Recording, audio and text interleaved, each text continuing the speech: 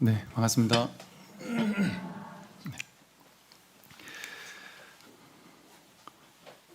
저한테 메일을 보내셔서 멀리서 이렇게 고범 여행을 간다 이러면서 주셨던 분 계시던데 여기 부산 이외에 다른 지역에서 오신 분 계신가요? 손 한번 들어봐 주실까요? 아, 예. 반갑습니다. 먼 길 오셨네요. 네. 어쩌면 이제 옛날에 중국에서 또는 우리나라에서 해초 스님이나 현장 스님이나 이런 분들이 단편적인 부처님 가르침과 경전과 이런 것들은 있었지만, 그래도 우리나라에서는 그래도 중국에 조금 더 부처님 가르침이 좀 잘 간직되어 있지 않을까 해서 이제 중국으로 한 10년, 20년이 될지 모르는 그런 이제 구법 여행을 떠나는 스님들이 많이 계셨죠. 한 5명, 10명이 출발하면 도착할 때 되면은 한두 명이 남아 있을까 말까 할 정도로 가는 길에서 죽었던 사람도 있었다 그러고 험난했다고도 하는데, 그러면서 이제 인도에 가서 또 부처님 가르침을 배우고 그리고 이제 또 다시 왔던 그런 스님들이 많이 계세요. 근데 모르긴 해도 아마 여러분들 중에는 그런 게 이해가 되실 것 같아요. 저도 옛날에 그랬는데 정말 이 공부할 수 있다면 정말 어디라도 가야 되지 않겠나 할 정도로 이게 너무나도 간절했던 그런 때가 있었습니다. 그래서 이 부처님 가르침을 만났다라는 것 자체가 우리가 한 2500년을 건너서 석가모니 부처님의 시대에서 이렇게 훅 지나온 지금의 이 시대에 이 석가모니 부처님의 가르침을 우리가 만날 수 있다라는 것이 참으로 참 놀랍고 감사하고 그런 일인 것 같아요. 왜냐하면 그것이 부처님에 대한 이야기나 또 불교에 대한 이야기가 아니라 내 문제이기 때문에, 각자 자기의 문제이기 때문에, 우리가 갑자기 죽을 병 걸리면 저기 미국에 고쳐줄 수 있는 의사가 있다더라, 저 유럽에 가면 어느 큰 병원에서 이 병을 낫게 해주는 병원이 있다더라, 명의가 있다더라 이러면 찾아가야 되잖아요. 내가 죽지 않아야 되니까. 그러니까 찾아간단 말이죠. 근데 이것은 사실은 그거는 이 몸 고치려고 찾아가는 거잖아요. 이번 생 조금 연장하려고 찾아가는 거잖아요. 근데 이 공부는 이 생사를 건너는 그런 공부이고, 이거야말로 진정한 자기를 확인하는 공부이고, 내가 누군지를 정말 모르고 이렇게 산다는 게 어이가 없는 거죠. 내가 누군지도 모르고, 내가 어디서 왔는지도 모르고, 태어나기 전에 어디서 왔고, 또 살다가 죽고 나면 어디로 가는 거지? 또 내 미래가 뭐지? 나는 진짜 누굴까? 내가 있는 이곳은 진짜 어디인 것일까? 나는 뭐하러 여기 왔을까? 이 사람들은 또 누구지? 이 삶에 대한 궁금증? 이런 것들이 누구나 근원에서는 있단 말이죠. 근데 이제 그걸 잊어버리고 당장 눈앞에 있는 현실에 있는 하나하나의 문제들, 그거를 이제 하나하나 해결하면서 사는 거에 이제 익숙해 있다 보니까 당장은 그게 시급한 것처럼 보인단 말이에요. 당장은 그게 가장 시급한 것처럼 보이니까 그 문제를 해결하면서 살죠. 근데 그 문제들은, 현실의 문제들은 영원히 해결될 수가 없잖아요. 이 문제 해결하면 다른 문제가 생기고, 다른 문제 해결하면 또 다른 문제가 생기고, 스님 잠깐만요, 제가 이 문제만 해결하고 제가 절에 공부 열심히 하겠습니다.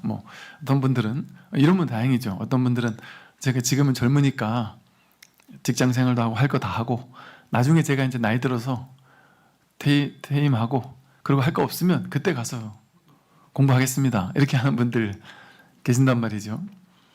근데 그런 분들 뵀는데, 그런 분들은 이 연세 드셔서 이제 공부 시작하려고 딱 왔는데 책을 보려니 눈이 안 보이고 법문을 들으려니 귀가 안 들리고 그러신다 그러더라고요. 그래서 이걸 내가 하루라도 젊었을 때 들릴 때 본문도 듣고 보일 때 책이라도 봤어야 되는데 이런 이제 아쉬움을 토로하는 분들도 계셨습니다. 그래서 이거는 진짜 자기 문제예요, 자기 문제. 석가모니 부처님의 문제가 아니라니까요. 절집안의 문제가 아니에요. 제가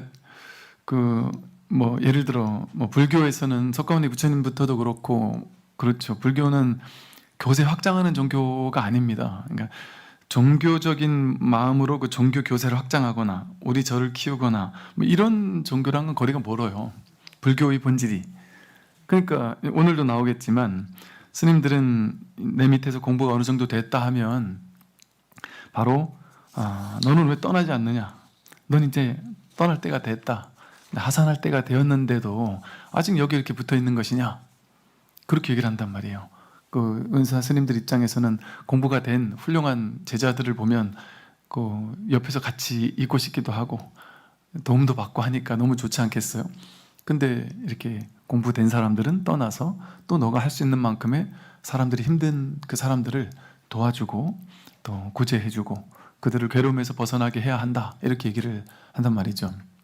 그래서 이게 어찌 보면 이 승복이나 깎은 머리나 이런 것들이 또 이 절이라는 문화, 이 분위기, 이런 것들이 어찌 보면 그냥 하나의 문화하고 전통이에요. 그냥 오래된 문화니까 우리는 전통 문화로서 그냥 인정하는 거예요. 그냥 전통 문화로서.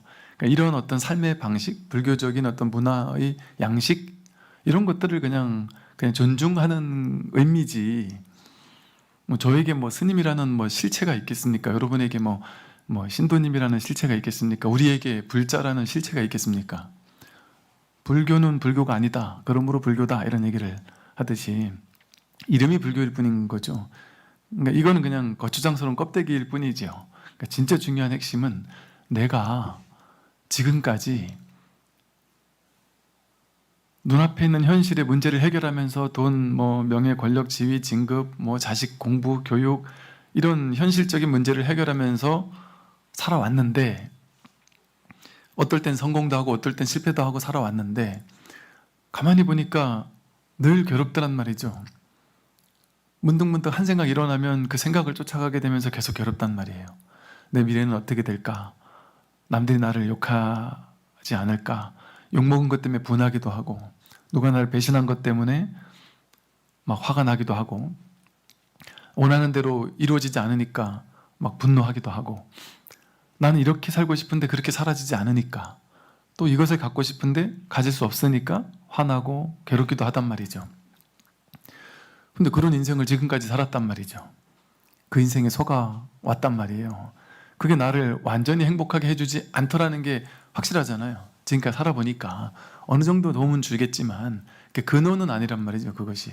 그래서 나의 문제를 어떻게 하면 해결할 수 있지?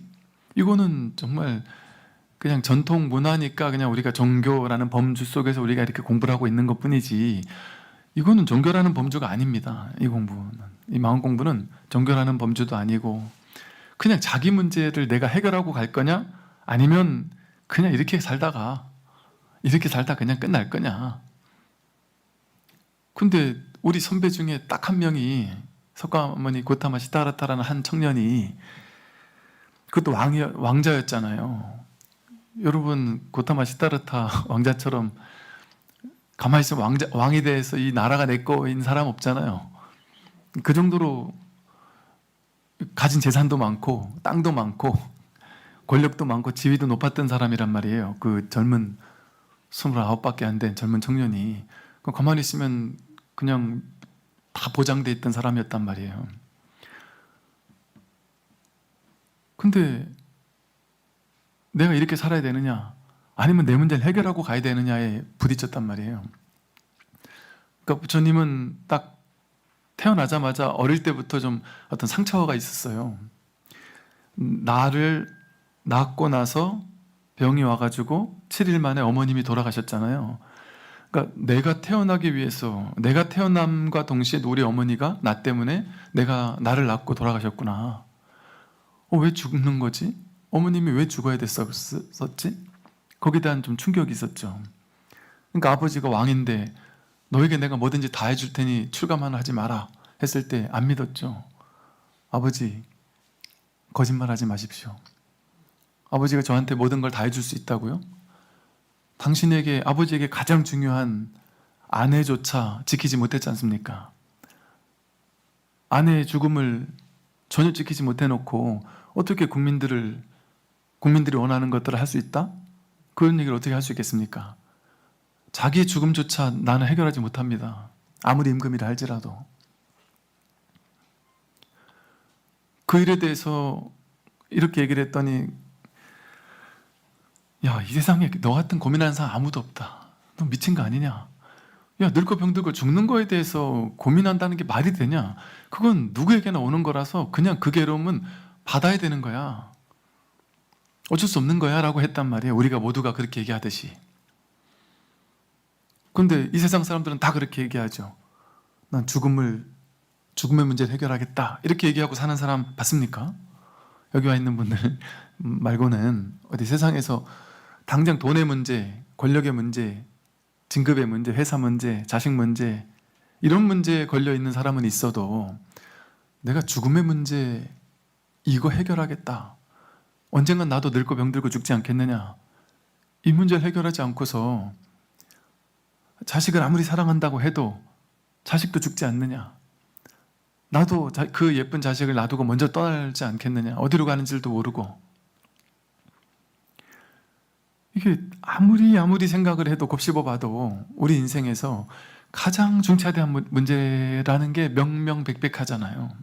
이거는 제가 이제 여러분을 불교로 개종하라고 꼬시는 얘기가 아니라, 멘트가 아니란 말이에요. 꼬시는 멘트가 아니에요. 이건 종교랑 상관없는 얘기라니까요. 불교랑 상관없는 얘기예요. 각자 자기 문제 해결하라는 거예요. 제가 여러분들에게 뭐 관심을 가져가지고 막 다음에도 또 나오시라고 하고 막 붙잡고 막 그럽니까? 아니면 신도 카드를 쓰라고 합니까? 뭐 기도 접수를 하라고 합니까? 뭐 꼬시고 붙잡는 일 안 하잖아요. 석가모니 부처님의 말씀이 뭔지를 바르게 알아야 된다는 얘기예요. 그러니까 그동안 많은 사람들이, 물론 종교에서 잘못한 것도 있나 모르겠지만 많은 사람들이 종교를 오해하고 곡해한단 말이에요. 꼭 이 불교만이 아니라. 그래서 여러분들이 바른 종교가 뭔지, 종교라는 말도 불교의 어떤 경전에서 나온 말이거든요. 근본이 되는 가르침. 내 인생의 가장 근본이 되는 것이 무엇이냐? 내 인생의 제일 중요한 일이 뭐냐? 그게 괴로움의 문제를 해결하고 사는 거거든요. 그러니까 이 문제 하나 해결하는 게 불교에게 좋은 게 아니라 여러분에게 좋은 게 아니라, 이걸 안 하는 사람은 정말 자기 인생에 책임감이 없는 사람 아닐까요? 근데 당장 병 안 왔으니까 대충 막 살아도 된다 할 수 있습니까? 우리가 이제 나이가 들수록 몸이 자꾸 아파가잖아요. 저 옛날에 누가 이제 지금 제 나이 즈음을 얘기를 하면서, 야, 그 나이쯤 넘어가면서 그때 넘어가면서 몸이 자꾸 아프다고 그래서 죄송합니다 여러분. 그래서 저는 너무 젊어서 건강했으니까 그게 무슨 소리냐, 막 그럴 수가 있을까 했는데, 옛날에 아프던 데가 이제 제가 그 히말라야 갈 때도 제가 책을 보니까 그거 써놨더라고요. 오른 무릎이 한 번씩 약간 이상하고 또 운동 안 하면 또 몸도 뻐근하고 그러더라고요. 그러니까 몸이 이제 저부터도 벌써 이렇게 젊은 사람인데도 벌써 5년 전하고 다르구나 이런 생각이 들거든요. 여러분 얼마나 더 심하시겠어요. 몸으로 느끼잖아요. 이거 유효기간이 다 돼 가나 보다. 야, 이게 영원한 게 아니었구나. 이게 조금씩 여기저기 망가지는 거구나. 그걸 옛날에 몰랐단 말이에요 우리가. 근데 이제는 우리 몸이 알려주잖아요. 그런 힌트를 들을 때마다 깜짝깜짝 놀라야 돼요. 와, 이러다가 막 한 방에 훅 갈 수도 있는 거구나. 얼마나 억울해요. 우리가 정말 조갑상토라고, 저 해인대 백사장에 그 모래알이 많은데 손가락을 이렇게 해가지고 요 위에다가 모래알을 올렸어요. 얼마나 쬐끔밖에 못 올리겠어요. 근데 이 많은 모래알이 있지만 요 손가락 위에 올라와 있는 이 모래 알의 개수가 이렇게 작은 것처럼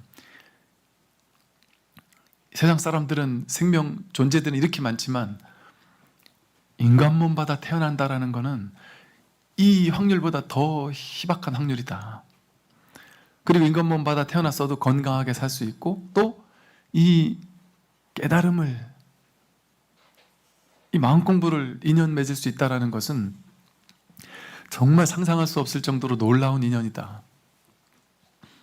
그런데 많은 사람들은 이 엄청나게 어려운 확률을 뚫고 인간으로 태어났고 이 공부를 알게 됐는데도 불구하고 이 공부 관심이 없다는 거죠. 그냥 지금 눈앞에 있는 현실에만 관심이 있다. 그 눈앞에 있는 현실을 그렇다고 관심 갖지 말라는 얘기는 아닙니다. 몸은 눈앞에 있는 현실의 문제를 해결하기 위해서 열심히 살아야죠. 직장도 가고 일도 하고 돈도 벌고 자식 뒷바라지도 하고, 보살님들은 뭐 아이들 학교 학원 태워다 주기도 하고 뒷바라지 하고 밥하고 빨래하고 설거지하고 할 거 다 하고, 몸은 여러분들이 하는 거 다 한다는 거예요. 그러니까 제가 여러분들한테 이 불교가 좋으니까 다 출가하십시오 뭐 이것만 올인하십시오가 아니에요. 다 평소 하는 것 그대로 다 한단 말이에요. 그런데 평소에 하던 거 그대로 하더라도 사람은 누구나 하루 종일 바쁘진 않거든요. 일주일 내내 막 시간이 막 촉박하고 막 바쁘고 이러진 않거든요. 그리고 사람은 누구나 한 번씩 문득문득 옛날에 우리 어릴 때 문득문득 막 심심해 죽겠듯이 문득문득 이게 뭐랄까, 가족이 함께 있는데도 혼자 있는 것 같고, 이 세상에 이렇게 많은 사람들이 존재하는데도 불구하고 낯선 행성에 그렇게 홀로 뚝 떨어진 것 같기도 하고, 때로는 뭔가 이것도 하고 저것도 하고 이것도 벌고 저것도 벌고 돈도 벌 만큼 다 벌었는데 이 돈이 나를 완전히 충족시켜주지 못하는 것 같기도 하고, 분명히 내 사랑하는 사람들이 옆에 다 있는데 뭔지 모를 근원적인 어떤 그 공허함? 이런 것들이 한 번씩 문득문득 찾아오기도 한단 말이에요. 문득문득 이렇게 외로움이 찾아와요.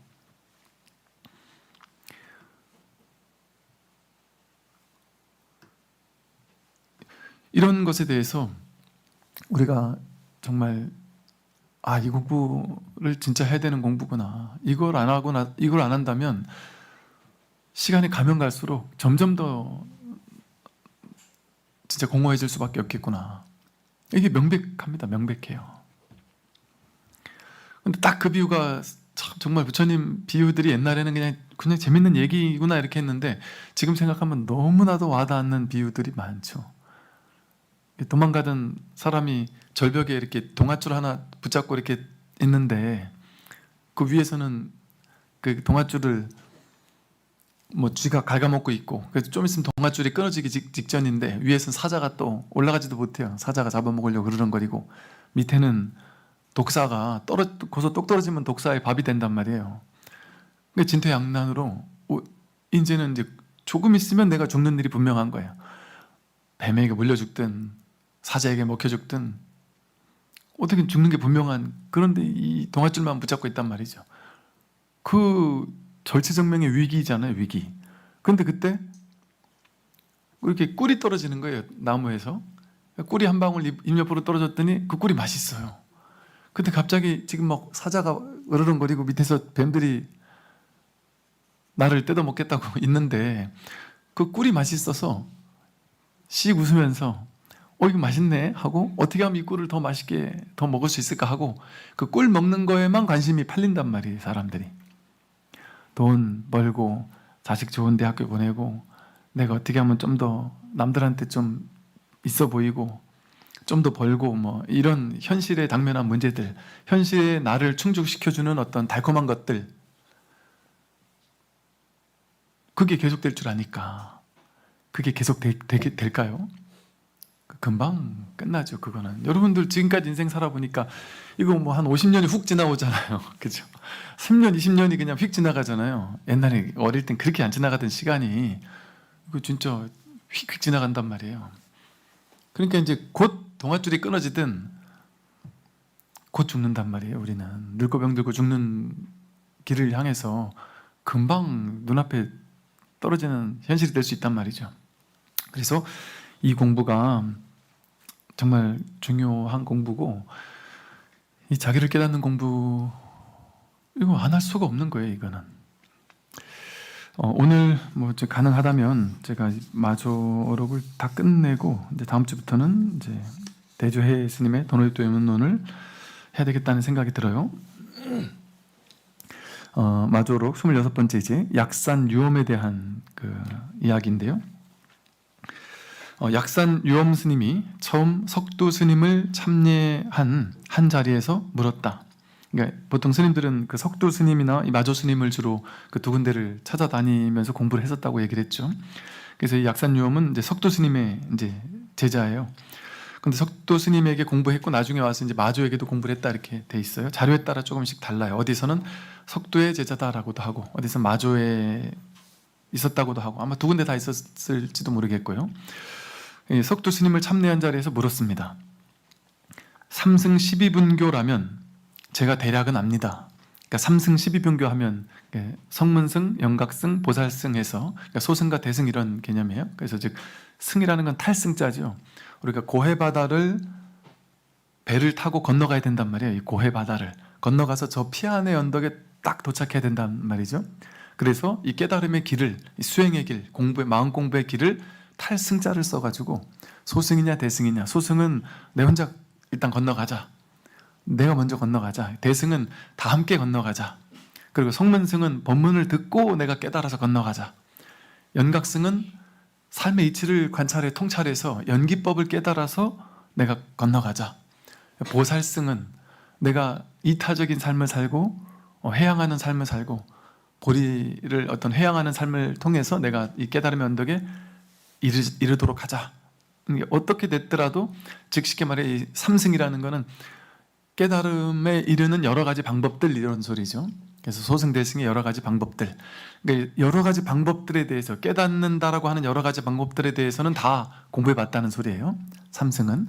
그다음 이제 12분교는 우리 이제 불교대학 공부하신 분들은 이제 다 아실 건데, 그 초기 이제 아함경 니까야 같은 경전이 본격적으로 만들어지기 전에 부처님 이제께서 말씀하신 가르침의 내용에 따라서 12가지로 분류를 해놨습니다. 그러니까 경전의 내용들을 예를 들어 뭐 식구 같은 것들은 식구대로 딱 모아놓고, 예를 들어 뭐 수타니파타나 법규경 같은 경우는 이게 식구로 된 법문들이죠.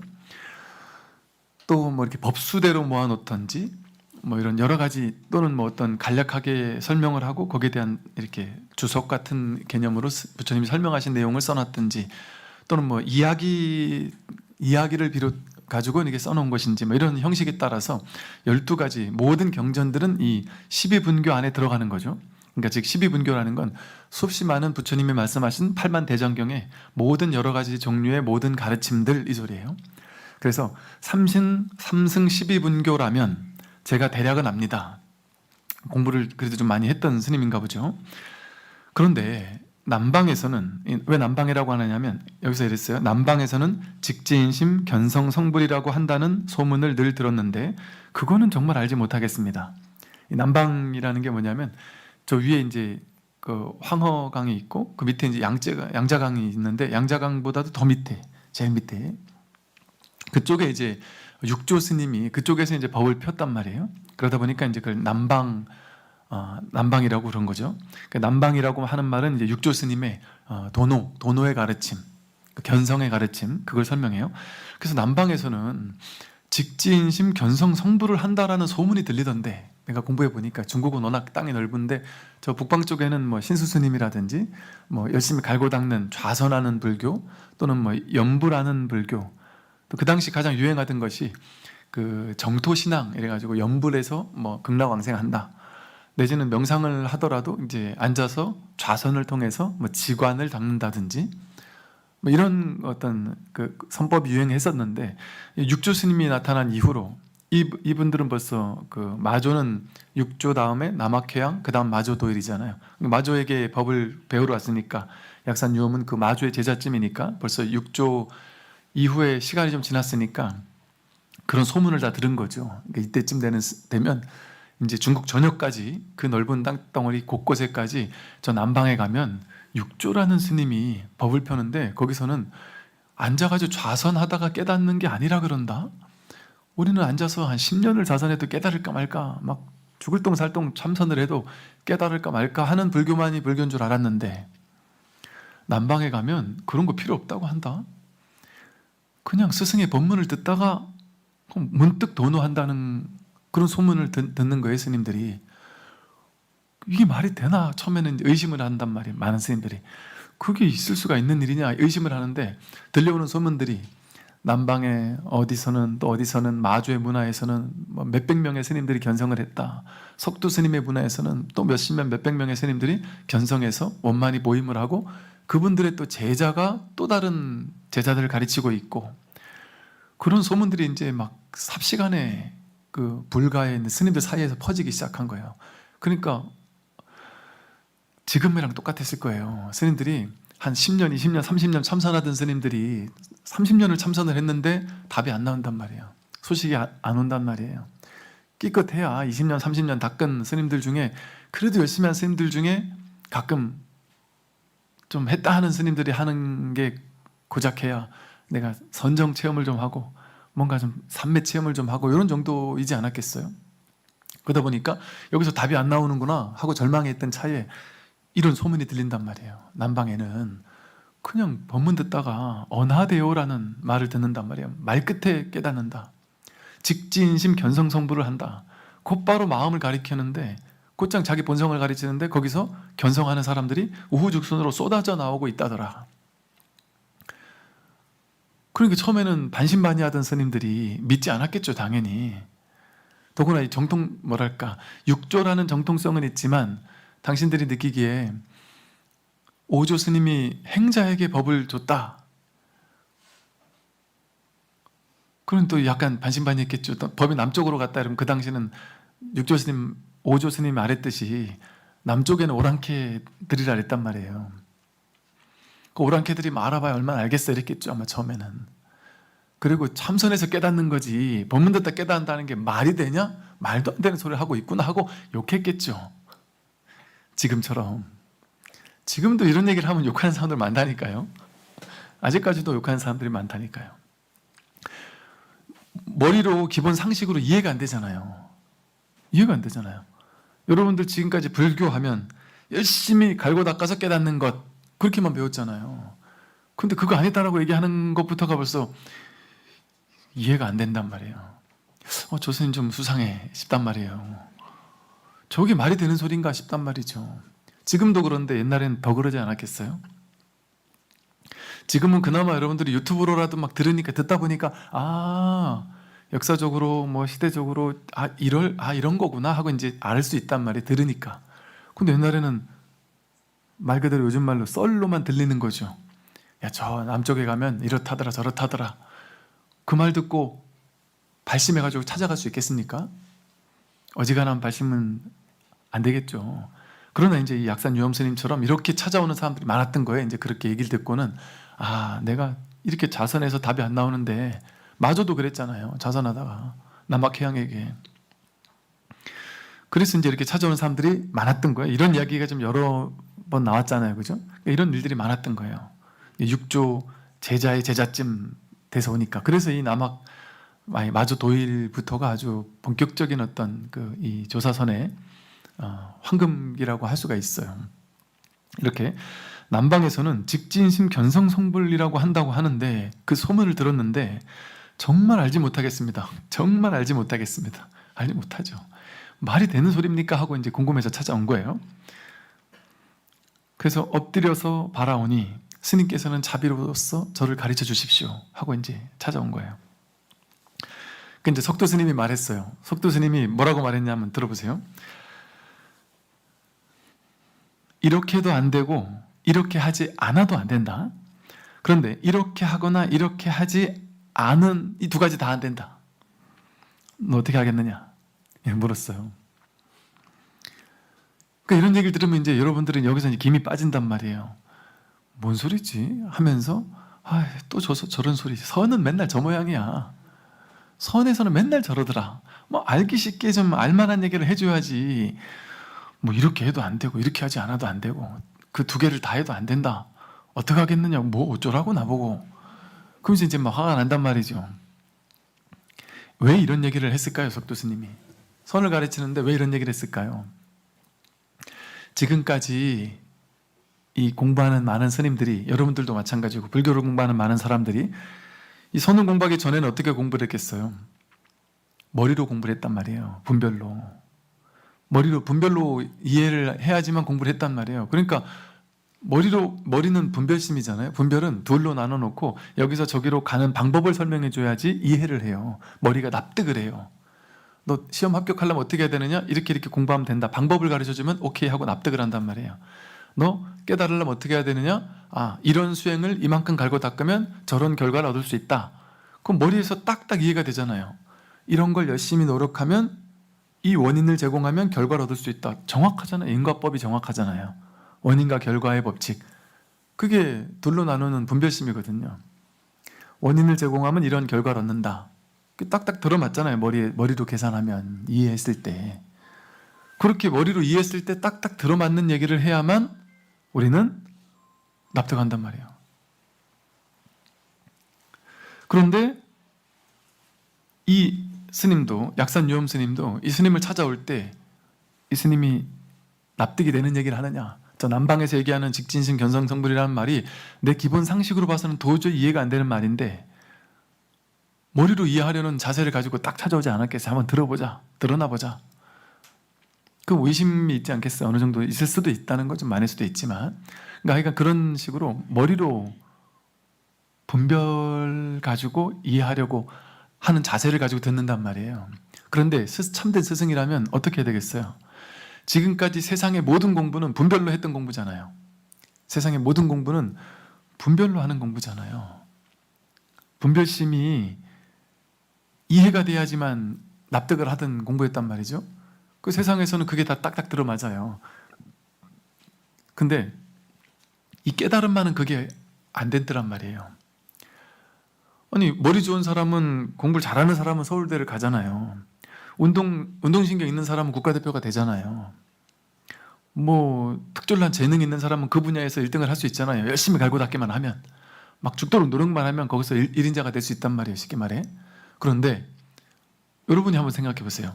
딱 하나, 불교만은, 세상 건 다 그런데 불교만은 열심히 노력하는 만큼 부처가 빨리 될까요?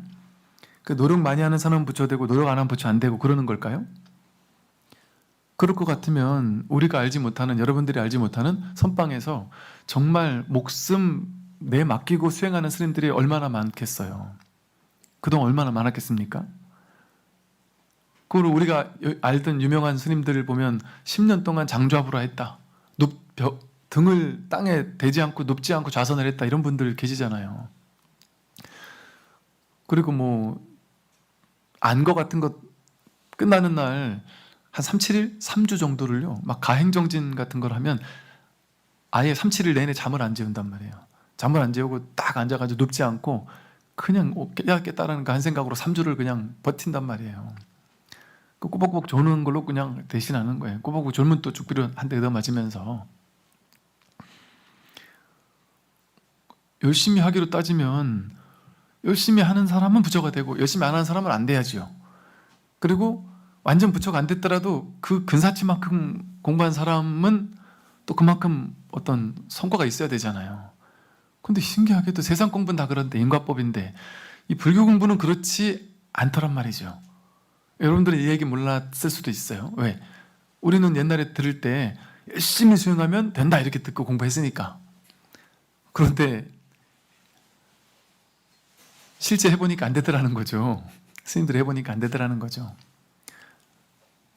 여러분들 10년, 20년 전에는 막 전국의 유명한 사찰, 유명한 도량, 기도 도량 뭐 다 다녀봤잖아요. 뭐 봉정암도 가고 무슨 뭐 남해 보리암도 가고 뭐 무슨 기도빨 좋다라고 하는 유명한 절에는 가서 막 1박 2일 뭐 다라니 기도 뭐 절 수행 뭐 능엄주 독송 뭐 안 해본 거 없이 다 해봤단 말이에요.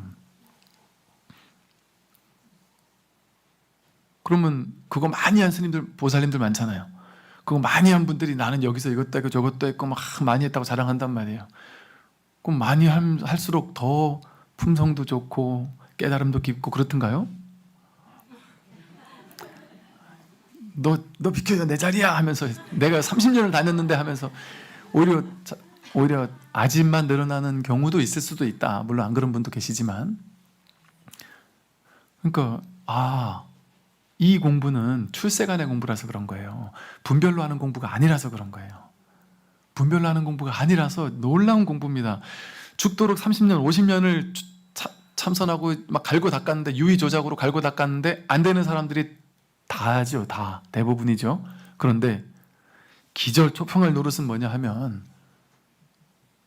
유튜브에서 그 법문만 들었고, 난 불교 불자도 몰라요. 심지어 타종교고 종교가 없고, 근데 현실이 괴로워가지고 이걸 막 극복하려고 막 하다가 여기저기 다녀보니까 안 되니까 뭔가가 없을까 해서 법문 듣다가 여기 뭐가 있나 보다 싶어서 간절한 마음으로, 나는 한 달, 두 달 들은 것밖에 없는데 근데 괴로움이 해결이 됐습니다. 뭐 물론 됐습니다 하고 막 자랑 삼아 얘기할 때는 막 그냥 냅두지만, 그것도 지나가지만 한 번 그 턱을 넘어설 수 있단 말이에요. 한 번. 그래서 삶의 진실이 딱 드러난단 말이에요. 한 번 드러난단 말이에요. 내가 누구였구나, 이 몸이 내가 아니었구나, 마음이 내가 아니었구나 하는 걸 한 번 확인한단 말이에요. 그러고 나면 이제부터는 법문이 완전히 달리게 들려요. 한 번 그냥 그 한 턱만 넘어서면 돼요. 이제 그 다음부터는 이제 현실 생활 재밌게 하면서, 그러니까 이 마음 공부를요, 막 30년 동안 자선하듯이 30년 동안 와서 법문 듣고 막 그럴 필요 굳이 없다니까요. 그냥 하여간 내가 이 한턱을 넘어설 때까지 몇 년이고 열심히 한번 들어보겠다, 간절한 마음으로. 그러고 나면 그 다음부터는, 그전에는 많은 분들이 그러세요. 어떤 분들은 나는 6개월, 1년을 들었는데 스님 600개 되는 영상을 한 3-4번, 너댓 번 다 들었어, 이런 분도 계시더라고요. 처음엔 그럴 수도 있어요. 그렇게 열심히 한단 말이에요. 근데 이제 이 자리를 한번 확인하고 나면 그렇게까지 막 목숨 걸고 안 들어도 돼요. 그럼 심심할 때 한 번씩 듣고, 그러면서 현실에서 그냥 자기 스스로 증명을 해가는 거예요. 증명을 해가고 자기 스스로 삶이 이제 정말이지, 이제 그때는 법문 듣는 즐거움 못지않게 삶을 사는 즐거움. 왜? 삶에서 늘 확인하는 거니까. 내가 분별에 한번 확 끌려갔다가도 다시 이 자리로 딱 돌아오니까, 그러니까 다시 이 자리로 돌아오는 그 공부하는 거니까, 그게 이제 소를 키운다 그런단 말이에요. 그러니까 이거는 너무 쉽고 재밌는 공부예요. 그렇게 막 죽도록 해야 되는 공부도 아니고, 그러니 안 할 일이 없단 말이에요. 그런데 이제 문제는 뭐냐면, 이 한턱을 넘어서야 되는데, 어떤 한턱이냐? 여태까지 태어나서 현실에서 배워보지 못했던, 한 번도 경험해보지 못했던 새로운 방식, 전혀 새로운 방식에 적응하는 데 시간이 걸려요. 어떤 방식이냐? 그동안은 현실에서는 분별이 머리로 이해가 돼야지만 따라갔단 말이에요. 그리고 머리로 이해하면, 그리고 몸으로 갈고 닦으면 결과가 나왔단 말이에요. 결과치가. 근데 이 공부는 그게 아니란 말이에요. 30년 갈고 닦아도 안 되는 사람이 있는가 하면, 한 달 법문만 들었는데 그냥 깨어나는 사람이 있단 말이에요. 왜 그럴까요? 이 출세관법은 당연히 그런 거예요. 왜냐하면 인과법은 나한테 없는 걸 갈고 닦아서 만드는 거잖아요. 운동신경이 있든 없든, 내가 이 운동을 못하는데 열심히 축구공을 가지고 막 노력을 해야 축구를 잘하게 되잖아요. 수학 문제를 자꾸 여러 번 풀어봐야 수학 문제 잘 풀게 되잖아요. 인과법이니까. 없던 걸 만들어야 되는 거니까. 수학 푸는 능력이 없던 걸 만들어야 되잖아요. 세상 공부는 전부 다. 없는 돈을 벌어야 되잖아요. 그런데 딱 하나, 이 공부는 그런 공부가 아닌 이유가 뭘까요? 이미 100% 지금 완성되어 있기 때문에, 지금 부처기 때문에. 근데 지금 부처라고 스님은 말씀하시지만 나는 부처가 아닌데요? 나는 부처가 아닌데요? 하고 자기가 부처를 증명하고 있거든요. 즉 지금 나는 못 깨달았어요, 나는 깨달은 것 같지 않은데요 하면서 부처를 스스로 매 순간 증명하고 있단 말이에요. 보고 듣고 느끼고 아는 이 견문각자 하는 모든 것들이, 눈 깊고 혐 없듯이 색상의 미적법을 접촉하는 이 모든 것들이 사실은 부처를 증명하고 있어요. 내가 지금 여기서 100% 부처란 말이에요. 근데 다만 내가 분별을 주인으로 삼아 왔던 시간이 너무 오래다 보니까 그 사실을 믿지 못하고 자꾸 분별만 쫓아갈 뿐이니까, 생각만 쫓아갈 뿐이니까, 거기에 낯선 방식이죠. 이거는 낯선 방식이다 보니까 이래가지고 될까 싶단 말이에요. 열심히 갈고 닦지 않아도 될까? 그래서 불교 공부 20년, 30년 하던 분들은 법문 처음 듣다가 와서 제일 많이 물어보는 게 뭐냐면, 스님, 진짜 이래도 돼요? 진짜 이렇게 공부해도 돼요? 왜요? 이랬대. 제가 30년, 20년을 내가 맨날 새벽 예불 하고 연불 하고 독경하고 하루에 3시간 기도하고 절하고 뭐 이러고 살았는데, 나는 법문 듣다가 처음엔 막 의심이 너무 크다가 나중엔 좀 분노하면서 제가 좀 밉더래요. 내가 30년을 한 거를 이 양반이 아니라고 하니까 막 화가 나더래요. 따지고 싶고. 그러다가 어느 순간 계속 듣다 보니까 자기도 이제 끊었대요. 기도 수행을 끊고 그냥 법문만 들으면서 하루 종일 궁금해 미치겠대요. 진짜 저 양반이 뭔 얘기를 하는가. 진짜 내가 속 터져서 못 참겠네 하고, 뭔 얘기를 하는 거지 하면서 자기가 나중에 보니까, 아, 스님 말이 맞네요. 이게 화두네요. 이게 화두네요. 진짜 옛날 기도할 때는 기도 3시간 할 때만 열심히 기도하고 집중해서 기도하고, 그러고 나선 딴 거 한다는 거예요. 딴 거. 근데 지금은 난 기도는 하나도 안 하고 수행 하나도 안 하는데 하루 종일 궁금하대요. 하루 종일 법문이 떠오르고 자꾸 듣고 싶고. 그러니까 법문 듣고 싶다는 건 뭔 말이에요? 법문을 듣고 싶은 게 아니에요. 이 문제를 해결하고 싶단 말이에요. 이게 뭔지를 알고 싶단 말이에요. 그러니까 옛날에 큰 스님들이 하던 말이 이제 이해가 됩니다. 화두가 24시간 들려 있어야 된다라는 말이, 눈을 뜨자마자 법문 듣는 생각밖에 안 합니다. 저는 그게 화두가 들려 있는 거란 말이에요. 화두식의 표현을 쓴다면. 근데 그거 억지로 해서 되냔 말이에요. 억지로 화두 들립니까? 안 들린다니까요. 그러니까 이 조사선의 법문을 듣는 방식은 떠먹여 주는 거예요. 화두를 저절로 들리게 하고 스스로 그러니까 저절로 들리게 만들어 버린단 말이에요. 그래서 이 낯선 방식, 이 분별이 아닌 방식에 적응을 해야 돼요. 그래서 이런 얘기를 하는 거예요, 스님이. 즉, 이렇게 해도 안 되고 이렇게 하지 않아도 안 된다. 이렇게 하거나 이렇게 하지 않는 거 다 안 된다. 네 어떻게 하겠느냐. 즉, 너가 지금까지는 수행을 해서 깨닫겠다라는 마음을 가지고 이렇게 수행도 하고 저렇게 수행도 하고 좌선도 하고 연불도 하고 독경도 하고 뭔가를 막 해가지고 깨달으려고 하지 않았겠느냐. 그런데 너가 연불을 하려고 하든 독경을 하려고 하든 좌선을 하려고 하든 이렇게 한다 하면 그건 안 된다. 탁 막아버린단 말이에요. 왜? 이걸 열심히 해가지고 어떤 결과를 얻겠다는 건 둘로 나누는 이법이잖아요. 둘로 나누는 분별이잖아요. 분별을 막히게 해줘야 이거 공부란 말이에요. 이건 불이 중도에 개합해야 되니까. 그래서 이렇게 하려고 했던 것을 탁 막아버린단 말이에요. 그러면 그럼 안 하면 되는 거군요. 알겠습니다 하고 또 확 안 해버린단 말이에요. 그러니까 하지 않아도 안 된다 이런단 말이에요. 그러면 이렇게 하거나 이렇게 하지 않거나 두 개를 해야 되나 하고 머리를 막 굴린단 말이에요. 그 둘 다 안 된다. 너 어떻게 하겠냐? 어떻게 하겠습니까? 어떻게 할 거예요? 어떻게 할 거예요, 여러분? 이런 얘기 들으면 여러분 기도하면 안 됩니다. 근데 기도 안 해도 안 돼요. 수행해도 안 되는데 수행 안 해도 안 되고, 여러분들이 그냥 나도 모르게 법이 그리우니까 할 수 있는 게 뭐밖에 없어요. 그냥 법문을 듣는 것밖에 없는, 그러니까 그냥 어쩔 수 없이 법문을 듣는 거지. 여러분들이 머리로 스님 법문 들으니까 제가 결론 났습니다. 그러니까 스님의 수행법은 그냥 법문만 들으면 된다는 소리 아니에요. 그렇게 정리해가지고 하면 그거 아니란 말이에요. 법문 듣는 게 중요한 게 아니에요. 내가 간절한 발심은 있는데 이거를 내가 해결할 바가 없으니까, 할 수 있는 게 그냥 듣는 것밖에 없으니까 어쩔 수 없이 법문을 듣는 거지. 법문 듣는 수행법을 하면 깨닫는다 이 소리를 하는 게 아니란 말이에요. 제가 이거 수행법 아니에요. 이게 무슨 수행법이에요. 근데 또 말로 하자면, 굳이 표현해 보자면 그런 식으로 표현할 수도 있겠죠. 그죠? 근데 그렇게 정리해서 어떤 방법화 해가지고 하면 안 된단 말이죠. 그래서 지금까지 수행하고 기도해오던 모든 것을 다 끊어버렸단 말이에요. 석도스님이 다 끊어버리니까 그냥 내가 이러지도 못하고 저러지도 못하고 내가 어떻게 될지를 도저히, 내가 지금까지 해오던 모든 것들을 꽉 막히게 했단 말이에요. 이 불교에서는 방편을 쓸 때 살활자제라는 말이 있어요. 살리기도 하다가 죽이기도 하다가를 자제하게 하는 게 바른 스승이란 말이에요. 파주와 방행이라고 해서 그냥 꽉 묶어가지고 생각을 꼼짝 못하게, 지금 이 석조스님이 쓴 것처럼 생각을 꼼짝 못하고 어떻게 하지도 못하게, 유의 조작을 못하게, 그냥 꼼짝도 못하게, 이러지도 못하고 저러지도 못하게 그냥 꽉 움켜쥐는 어떤 파주의 방식이 있고, 또 그렇게만 해놔버리면 거기서 또 살아나가지 못한단 말이에요.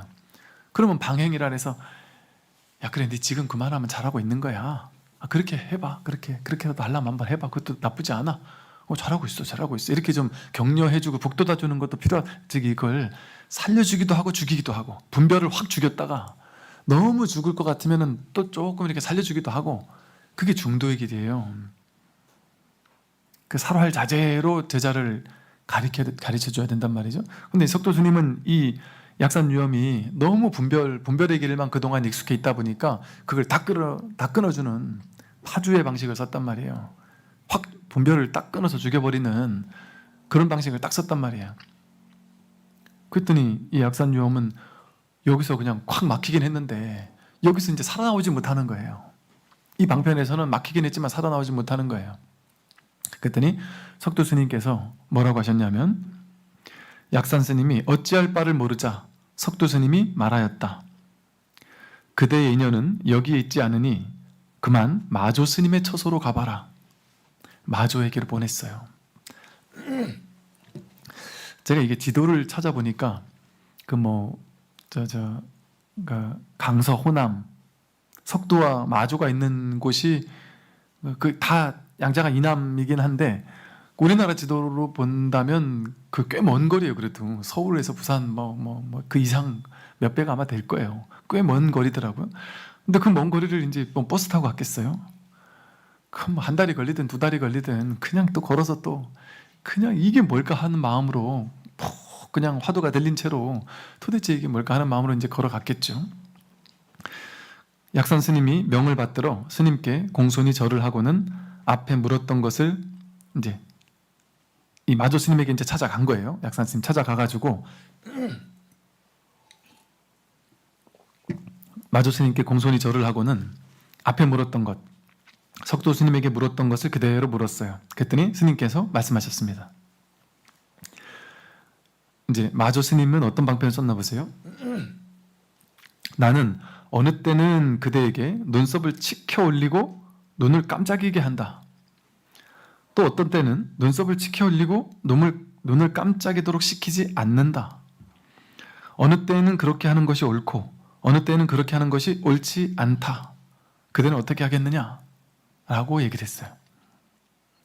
아까 앞에는 그냥 분별을 확 깨뜨려줬단 말이에요. 분별을 확 죽이는 방법을, 파주의 방식을 썼단 말이에요. 아주 꼼짝도 못하게 그냥 어디 살 수 있는 길을 다 막아버렸단 말이에요. 어떻게도 분별을 쓰지 못하게 그냥 확 다 막아버렸단 말이에요. 왜? 그동안은 계속 분별만 썼으니까 그걸 딱 막아버리는 방편이 그때는 필요했던 거예요.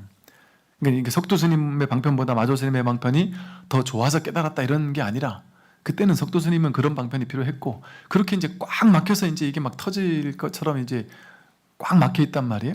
그러다 보니까 이제 마조 스님은 이게 살아나갈 틈을 줘야 된단 말이에요. 이제 살활자제, 이제 조금 이제 살릴 수 있는 그 틈을 줘가지고 그 속에서 내가 눈치채게 해주는 방법을 쓰는 거예요. 그래가지고 마조 스님은, 그러니까 이 마조와 석두라는 그 두 어른 스님들이, 그러니까 이때 마조와 석두, 그 앞에 또 마조의 스승 남학회양과 청원 행사, 이런 그 강서 호남의 그 두 걸출했던 분들 때문에 강호 이런 말이 나왔다 그랬잖아요. 그러니까 이쪽과 이쪽의 두 그 스님들 사이를 스님들이 왔다 갔다 하기도 했지만, 그 스님들이 이렇게 제자들을 아주 기가 막힌 이 서로 짰겠어요. 전화해서 야 내가 약산이 보냈으니까 내가 이렇게 했으니까 넌 따르게 써라. 이렇게 작전이라도 짰겠어요. 스님들이 전화도 없고. 근데 그냥 척하면 척이란 말이에요. 그냥 이 스승들의 그 안목이 그 위에서 그러고 제자를 탁 보내면은 얘기를 쓱 들어보고는 왜 보냈겠구나를 다 안단 말이에요. 그럼 또 마저도 때 공부시키다가 또 얘가 한번 왜냐면 사람이 이게 딱 갇힐 수 있단 말이죠. 그걸 한번 깨기는 쉽지가 않아요. 그러면 또 한번 보냈다가 갔다 오도록 시키기도 한단 말이죠. 그러니까 이 참 그 두 분의 참 이 공부의 이 가르침이 얼마나 이게 참 멋지죠. 그 우리나라도 이제 이러면 이 스님들 때문에 이렇게 뭐 강서, 호남 이렇게 강서, 마조 뭐 이런 것 때문에 우리나라도 이제 그런 걸 막 붙이죠. 뭐 남진제, 북송담 뭐 이런 말도 있고, 옛날에 또 뭐 동서해가 동은 누구 뭐 서는 누구 뭐 이런 얘기도 했었고, 뭐 이런 얘기가 이제 이때부터 나온 거예요. 이런 어떤 그 스승들의 정말 제자들을 가르치는 이 방식의 아름다움, 이런 것들 때문에. 그래서 보세요. 이제 마조는 어떻게 이 사람이 확 그냥 분별을 못 가도록만 하는 게 아니라, 그러니까 공부는 공적의 측면이 있잖아요. 공하다, 이 진리는 공하다라는 측면이 있어요. 근데 영지의 측면이 있단 말이에요. 공적 영지, 또 그 공적 영지라는 말, 또 뭐 성성적적,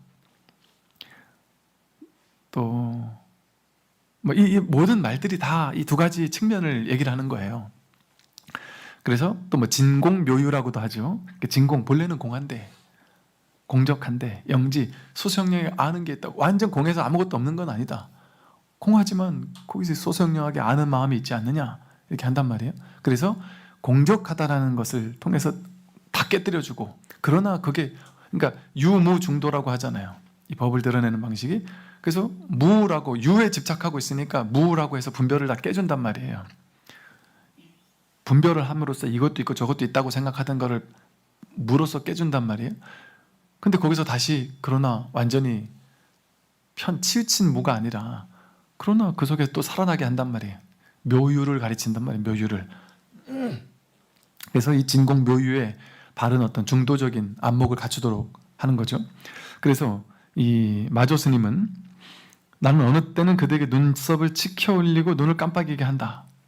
이게 뭔 소리냐 하면, 앞에서는 이렇게 아무것도 하지 못하게 했잖아요.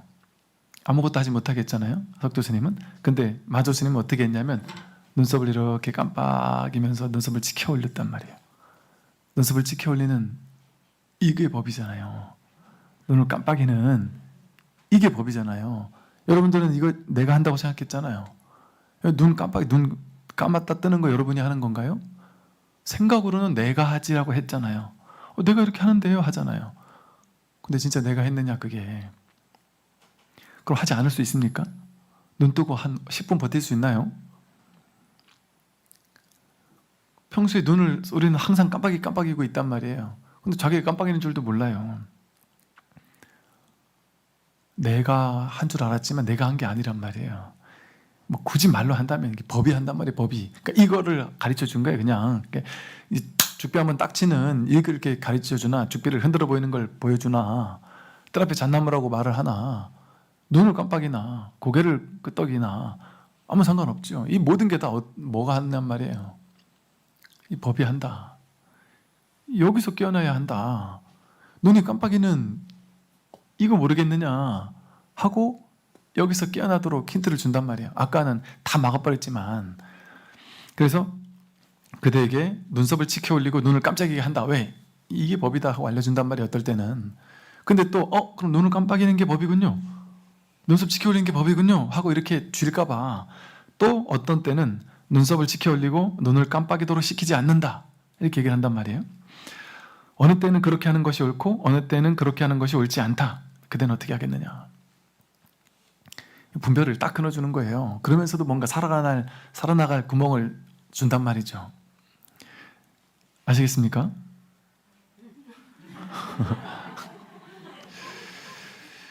여러분들은 모르겠지만 이 약산 스님은 이 얘기를 듣고 알았단 말이에요.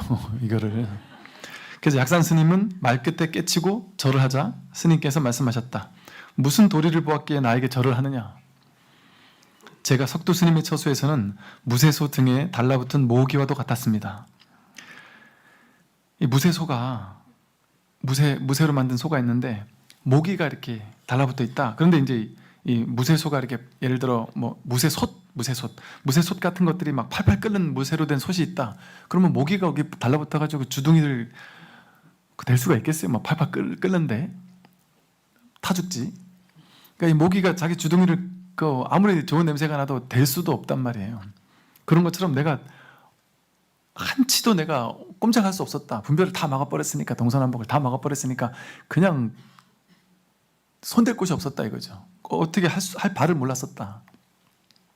근데 제가 이 소식을 인지 알았다 이 소리죠. 그대가 그렇게 되었다면 잘 간직하라 하고 이제 얘기를 해주셨어요. 아유, 제가 지금 이 얘기를 하면서 지금 또 한편으로는 참 신기하다는 생각이 드네요.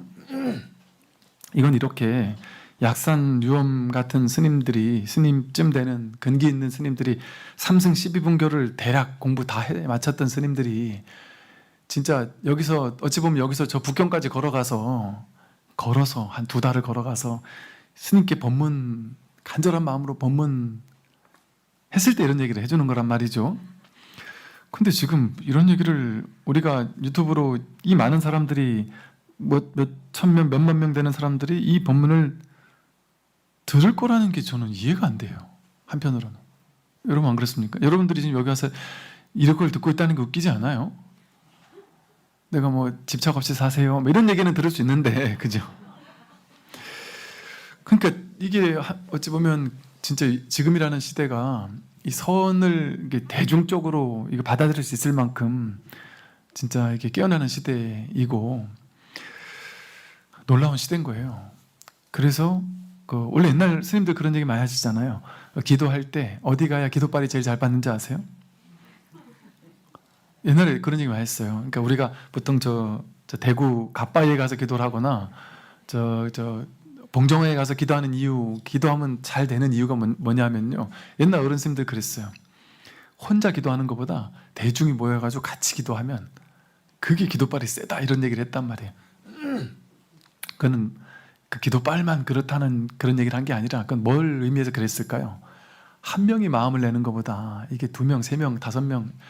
미국에서는 연구 조사를 했다 그러죠. 명상을 하는데 몇만 명을 바꾸려면 단지 몇백 명이면 된다. 그래서 LA인가? LA 전 인원을 LA에서 사고가 일어나지 않게 하려면 계산해 보니까 한 700명 정도가 바뀌면 되더라는 거예요. 그래서 700명인가를 한 곳에 모아놓고 명상을 시켰다 그래요. 근데 그 시간 동안은 사건 사고들이 딱 없었다는 그런 식의 연구 논문 이런 것들을 있다는 얘기를 들었어요. 즉, 이 무슨 말이냐면 이 공부를 내가 혼자 하면은 어려울 수 있는데 이게 이제 전국 각지, 전 세계 각지 그게 똑같은 이 자리예요. 법당에 모여야지만 그 법당에서 기도빨이 받는 게 아니라 많은 사람이 어느 마음을 써서 이 공부를 하겠어요. 다 동일한 한 마음을 써서 이 공부를 한단 말이에요. 이 공부에 간절한 발심을 낸단 말이에요. 그러니까 여러분들이 공부하면 된다는 게 이래서 된다는 얘기를 하는 거예요. 옛날 같으면 가물에 콩 나듯이 100년에 한 명 뜨문 견성도인이 생길까 말까 하는 시대였으면 우리가 막 죽도록 해도 이게 잘 안 된단 말이에요.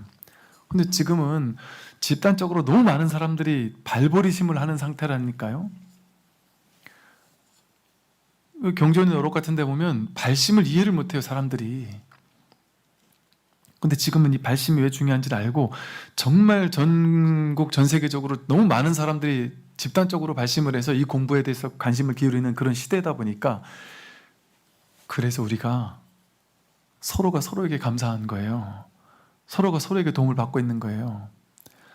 내가 그 마음을 쓸 때 어떤 마음으로 쓰냔 말이에요. 이 한 마음으로 쓴단 말이에요. 한 마음, 일심 하나를 가지고 우리가 이 한 마음에 내가 이 공부를 할 때 내가 나 혼자 공부하는 게 아니에요. 이 한 마음에 쉽게 말해 힘을 실어주고 있는 거예요. 이 우주적인 한 마음의 법신불의 마음에 내가 힘을 실어주는 거고 나는 또 그 모든 이들의 그 발심을 훈습을 받는단 말이에요. 정법 훈습을 받는단 말이에요. 영향을 받아요. 그러니까 이게 공업이라 그러잖아요. 공업. 공동체적인 이 정법 훈습의 종자가 쉽게 말하면 공동체적인 이 정법으로 깨달음으로 혼습되는 이 깨달음의 장에 나는 그냥 발을 이렇게 딱 올라탔을 뿐인 거예요. 그냥 그러니까 여러분들 공부 쉽게 할 수 있는 시대에 정말 기적 같은 시대에 타고났단 말이에요. 그러니까 그냥 이렇게 내가 열심히 안 해도 열심히 안 하면 안 되지만 열심히 안 해도 그냥 이렇게 그 배에 올라타기만 해도 이 발심을 해서 내가 같이 공부만 해도 저절로 깨닫는 시대에 돌입했다니까요, 지금은. 그러니까 우리가 공부가 쉬운 거예요. 그러니까 여러분들 이해 못할 일들이 지금 많이 일어날 거예요. 아니 그 사람 불교의 불자도 모르는 사람인데 어떻게 사람이 저렇게 바뀔 수가 있지? 그 사람은 기독교 신자인데, 천주교 신자인데 어떻게 저럴 수가 있지? 그런 일이 벌어진다니까요. 지금 정신병원에서 10년을 누워있던 사람이 문득 깨어난 일들조차 일어나고 있다니까요. 여러분, 정신병원에 있는 사람이라고 해서 정신적인 문제가 있다고 해서 뭐 공황장애, 우울증 뭐 이런 거 겪는다고 해서 그 사람 무시할 일이 아닙니다. 왜 그럴까요? 그 극한 괴로움을 경험해보는 사람은, 극한 괴로움에 처해 있는 사람은 이 괴로움에서 벗어나야 되겠다라는 간절한 마음이 강하거든요. 그러면 방법도 모른 채 막 버팅기는 어떻게든 내가 한번 이걸 해결해야 되는데 하는 마음이 강해요. 근데 그런데 방법이 없으니까 확 포기해버린단 말이야. 그러다가 깨닫는다니까요. 그러니까 그런 일들이 일어날 수 있는 좋은 조건일 수도 있어요. 한편으로는. 그러니까 크게 괴로운 사람은, 크게 스트레스 받는 일이 아니라 크게 괴로운 사람은 더 가까운 사람일 수도 있어요. 이 공부와 아주 가까운 사람일 수 있어요. 근데 적당히 괴로운 사람은 그 사람도 가까울 수 있어요. 왜? 나는 막 죽도록 괴로웠으면 막 힘들 텐데 적당히 괴로우니까 내가 공부도 하고 내 현실도 살고 이럴 수 있고, 또 안 괴로운 사람은 안 괴로운 사람대로 또 공부 열심히 할 수 있어요. 안 괴로우니까 경제적으로도 그렇고, 나 혹시 그렇게 하는 사람이 없으니까 마음 편하게 공부할 수 있죠. 좋게 보면 다 날마다 다 좋은 조건이란 말이에요. 그러니까 그런 조건 따지는 사람은 공부 못해요. 내가 회사 일이 바빠서, 내가 아직 젊어서 하고 싶은 게 많아서 이래저래 조건 따지고 나는 어디가 아파서 이 조건 따지면 공부 못해요. 왜? 모든 조건이 다 공부할 수 있는 좋은 조건인 거예요.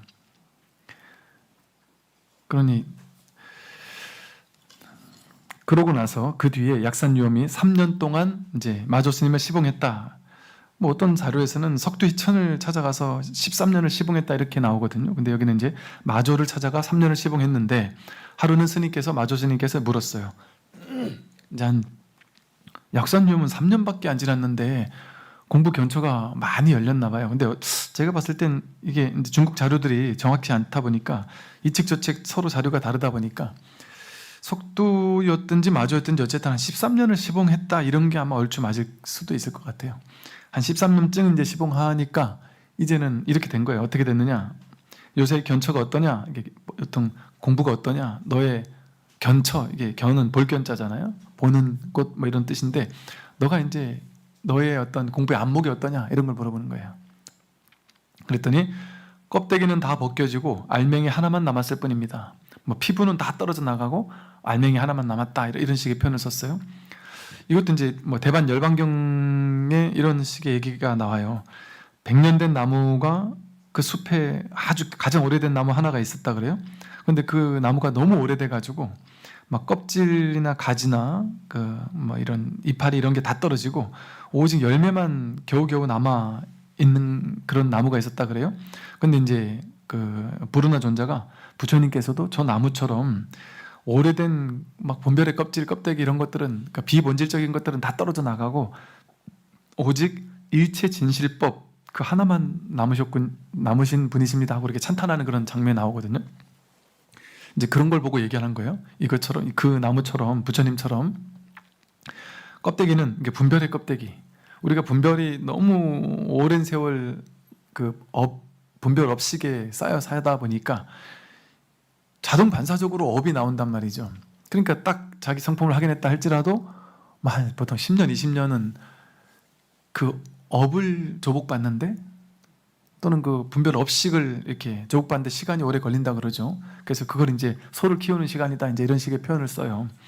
근데 그렇게 이제 한 10몇 년 이렇게 하고 나면 이제 껍데기는 다 벗겨지고 알맹이 하나만 남았을 뿐입니다. 이제 내 분별의 껍데기는 다 벗겨지고 오로지 그냥 이 법 하나, 진실 하나, 진실이라고 이름 붙일 것도 없고 내세울 것도 없는, 그냥 이 법 하나라고 할 것도 없는, 하나는 하나라고 말할 필요가 없거든요.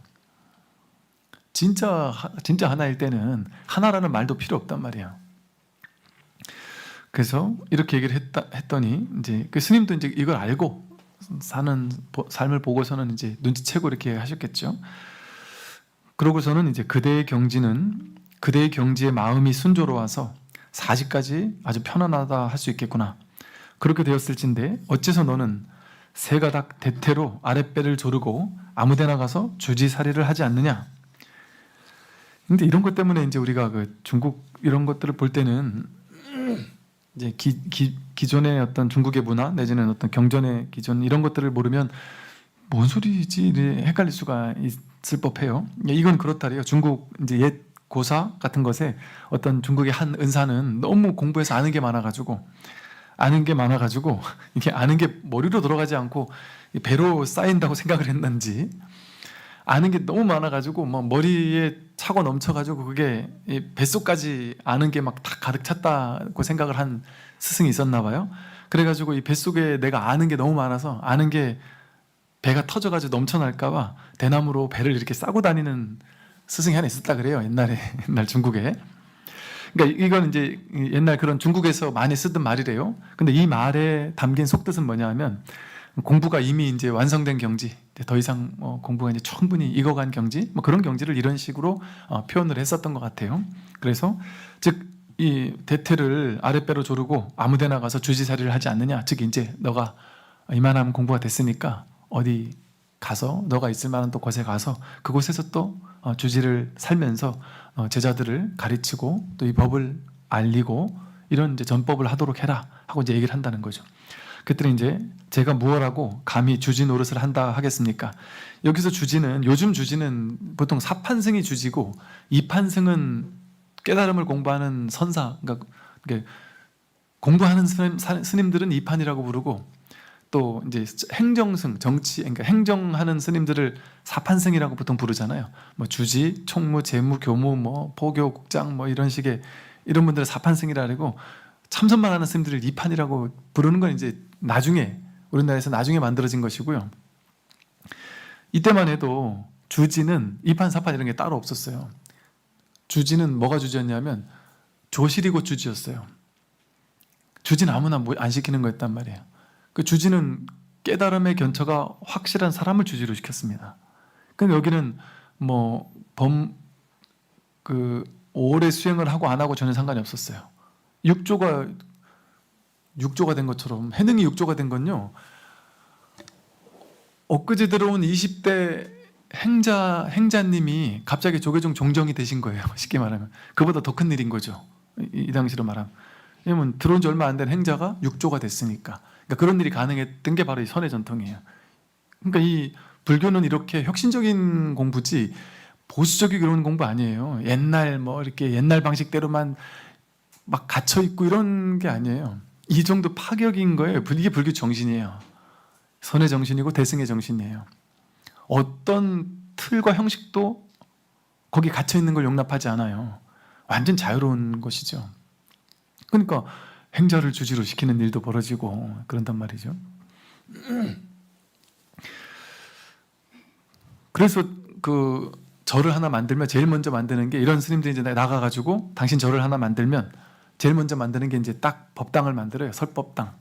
설법당을 만들어요. 설법당. 그거는 법당이 아니라 설법당이라 해서 그 우리가 불당이라는 말도 있잖아요. 그리고 법당이라는 말도 있잖아요. 사실은 불당은 부처님을 모신 곳이고 법당은 설법하는 당이에요. 설법당을 줄여서 법당이라 그래요.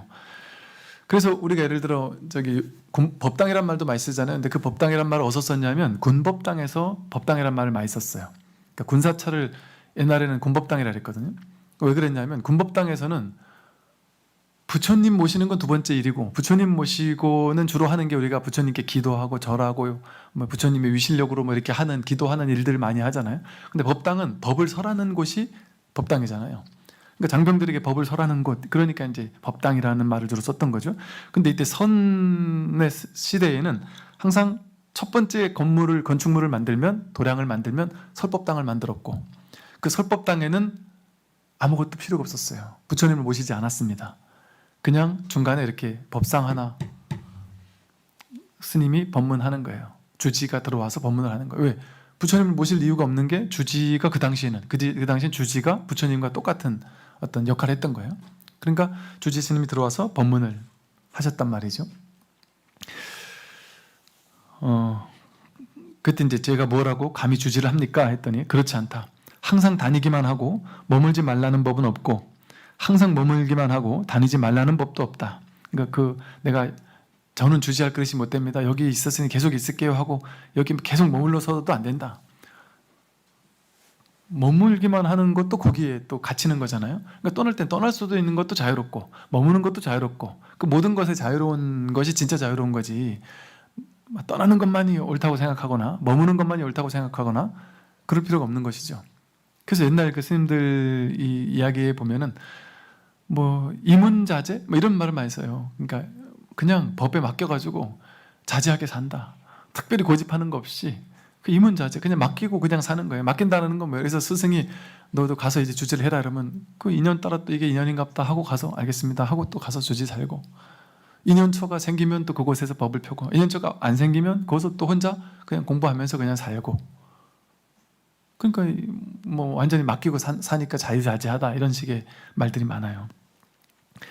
또 사람들에게 이제 그렇게 법을 편다고 해서 너가 뭐 사람들에게 제가 이익을 줄 수 있을까요? 사람들한테 뭐 이제 이런 식의 분별을 할 거 아니겠어요? 그러니까 이익되게 하고 싶어도 이익될 것도 없다. 너가 이익되게 한다고 해도 그게 이익된 것도 아니고 이익됐다는 상을 가져서는 안 되고, 또 억지로 너가 뭐 네 억지로 절을 막 어떻게든 만들어 가지고 절을 차려서 막 창건해서 막 불사를 일으켜 가지고 주지를 해라 이런 얘기를 하는 것도 아니다. 그것도 내가 하고 싶다고 하는 게 아니다 이런 얘기를 하는 거예요. 그래서 이익되게 하고 싶어도 이익될 것이 없고 억지로 하려고 하나 해야 할 것도 없다 이렇게 설하셨어요.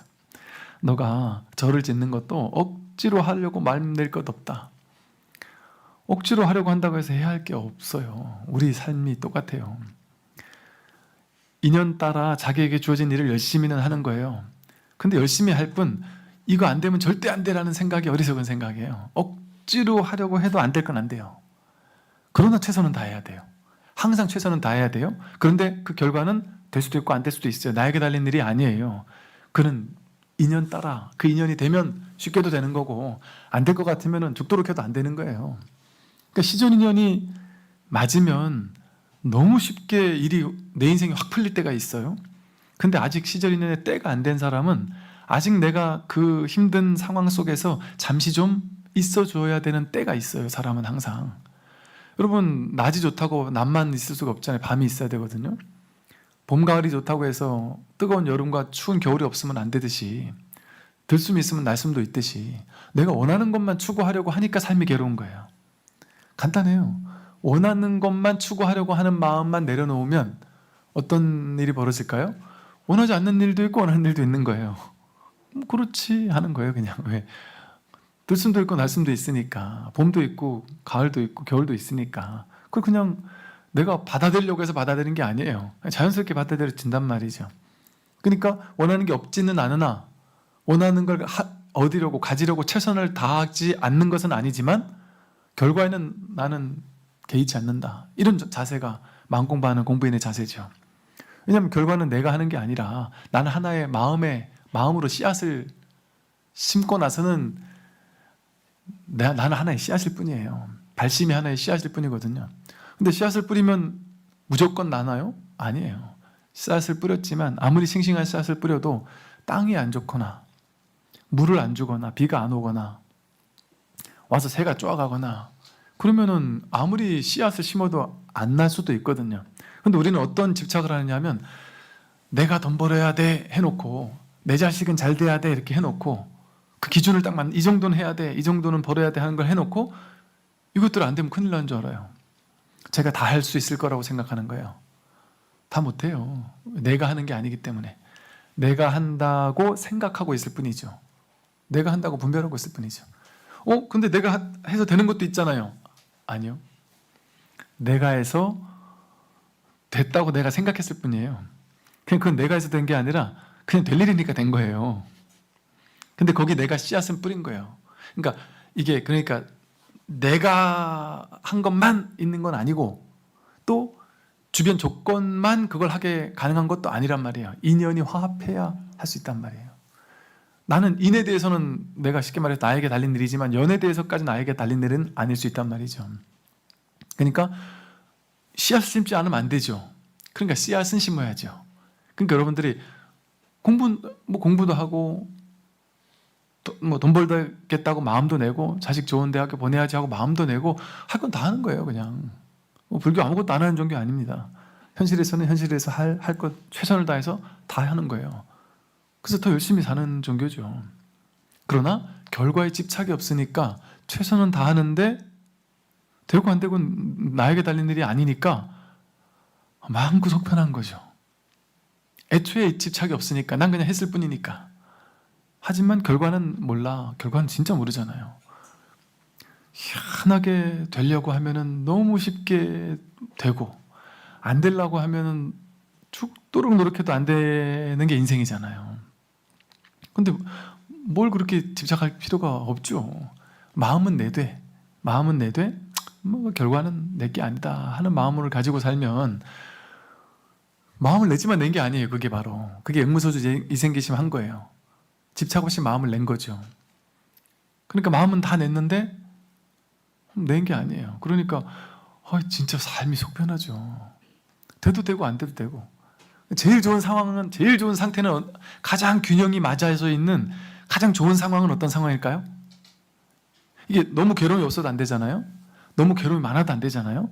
또 어떨 때는 괴로움이 큰 게 왔다가 어떨 때는 없다가 막 이래야 되는 게 맞잖아요. 우리 인생이 원래 그럴 수밖에 없잖아요. 그러면 내 인생에서, 여러분 인생에서 가장 적절한, 가장 최적의 조율이 잘 돼 있는 삶이 잘 조율되어 있는 완벽한 상태, 그게 괴로움이 없는 건 완벽함이 아니에요. 적절히 있어야 완벽함이죠. 그죠? 내 남편 마음에 안 들어요. 내 아내 마음에 안 들어요. 내가 원하는 그 기준에서 맞는 사람을 찾는 건 어리석은 거잖아요.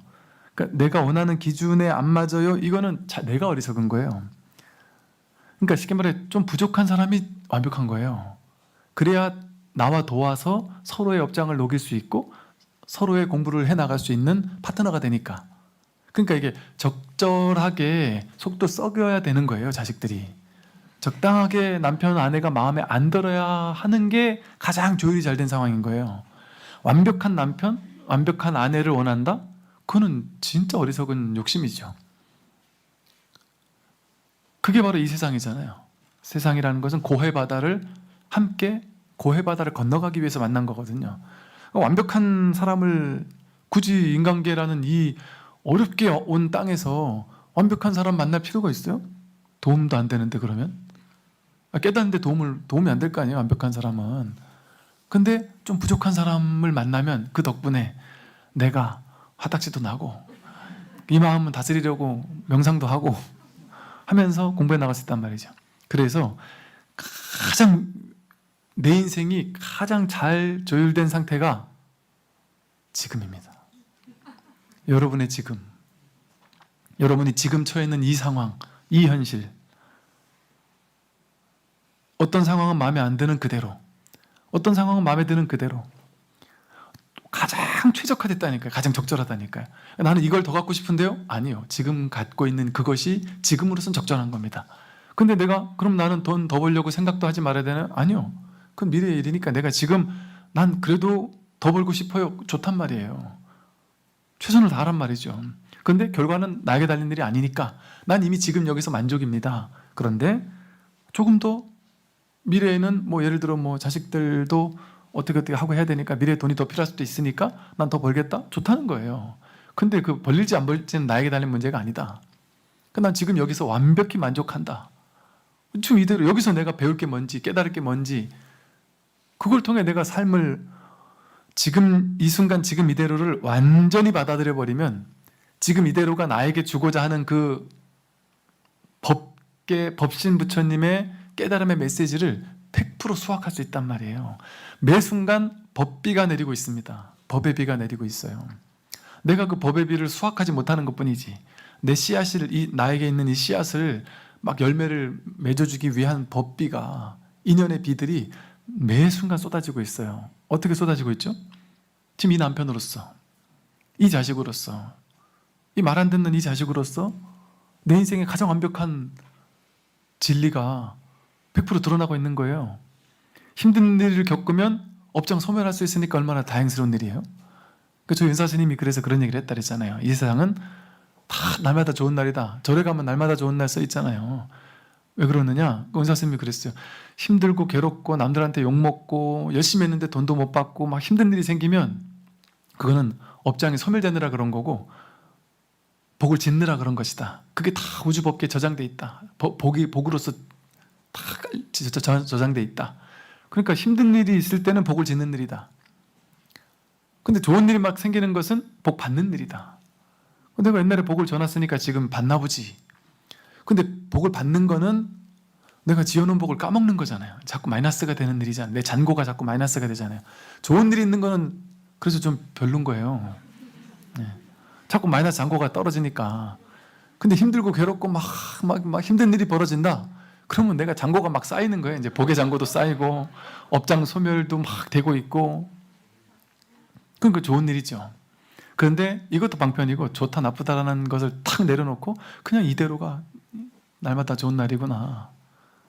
지금 그러니까 우리가 할 거는 지금 여기서 이걸 어떻게 바꿀까가 아니라 지금 여기서 내가 무엇을 깨달을 수 있을지. 그럼 내가 머리로 깨닫는 게 아니에요. 그것도 머리로 내가 여기서 뭘 깨달아야 되지 하고 머리로 막 할 필요 전혀 없습니다. 그냥 마음은 열고 이대로를 온전히 흡수하고 허용해주고 받아들이고 그냥 지금 여기서 이 삶을 살기만 하면 그게 저절로 깨우침을 주는 게 그게 진짜 지혜예요. 그러니까 사람들은 자꾸 스님 난 이런 일이 있는데요. 이 남편은 나에게 뭘 깨닫게 해주려고 나이가 온 걸까요? 답을 주세요. 그렇게 깨닫는 게 아니에요. 여러분 어떤 머리를 야 이건 이런 걸 깨달으려고 한 거야 하고 이렇게 알려줬어요. 그럼 그게 머리에 쏙 들어갑니까? 안 들어가요. 근데 삶에서 직접 깨달은 것은 누가 머리로 주입하지 않았는데 그냥 온 존재로 저절로 깨달아 있어요. 자기가 그냥 깨닫잖아요. 삶에서 깨닫는 거, 직접적으로 깨닫는 거는. 그래서 머리를 쓸 일은 그때도 없는 거예요. 우리가 할 일은 불이중도, 둘이 아닌 이 현실에, 이 현실이 그대로 나예요. 이 몸이 내가 아니라, 굳이 말로 표현해 본다면 이 몸이 내가 아니라 이 삶이 그대로 나예요.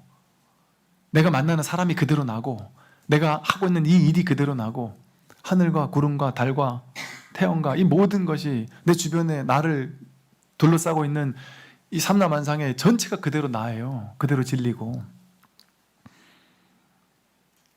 그래서 불교에서는 뭐 기세간, 지정각세간 이런 식의 중생세간 이런 말을 써요. 이 기세간이라는 이 국토가 그대로 마음이다 이런 말을 한단 말이에요. 이 나를 지탱하고 있는 이 땅덩어리 전체가 그대로 내 마음이란 말이에요. 중생이 그대로 부처고.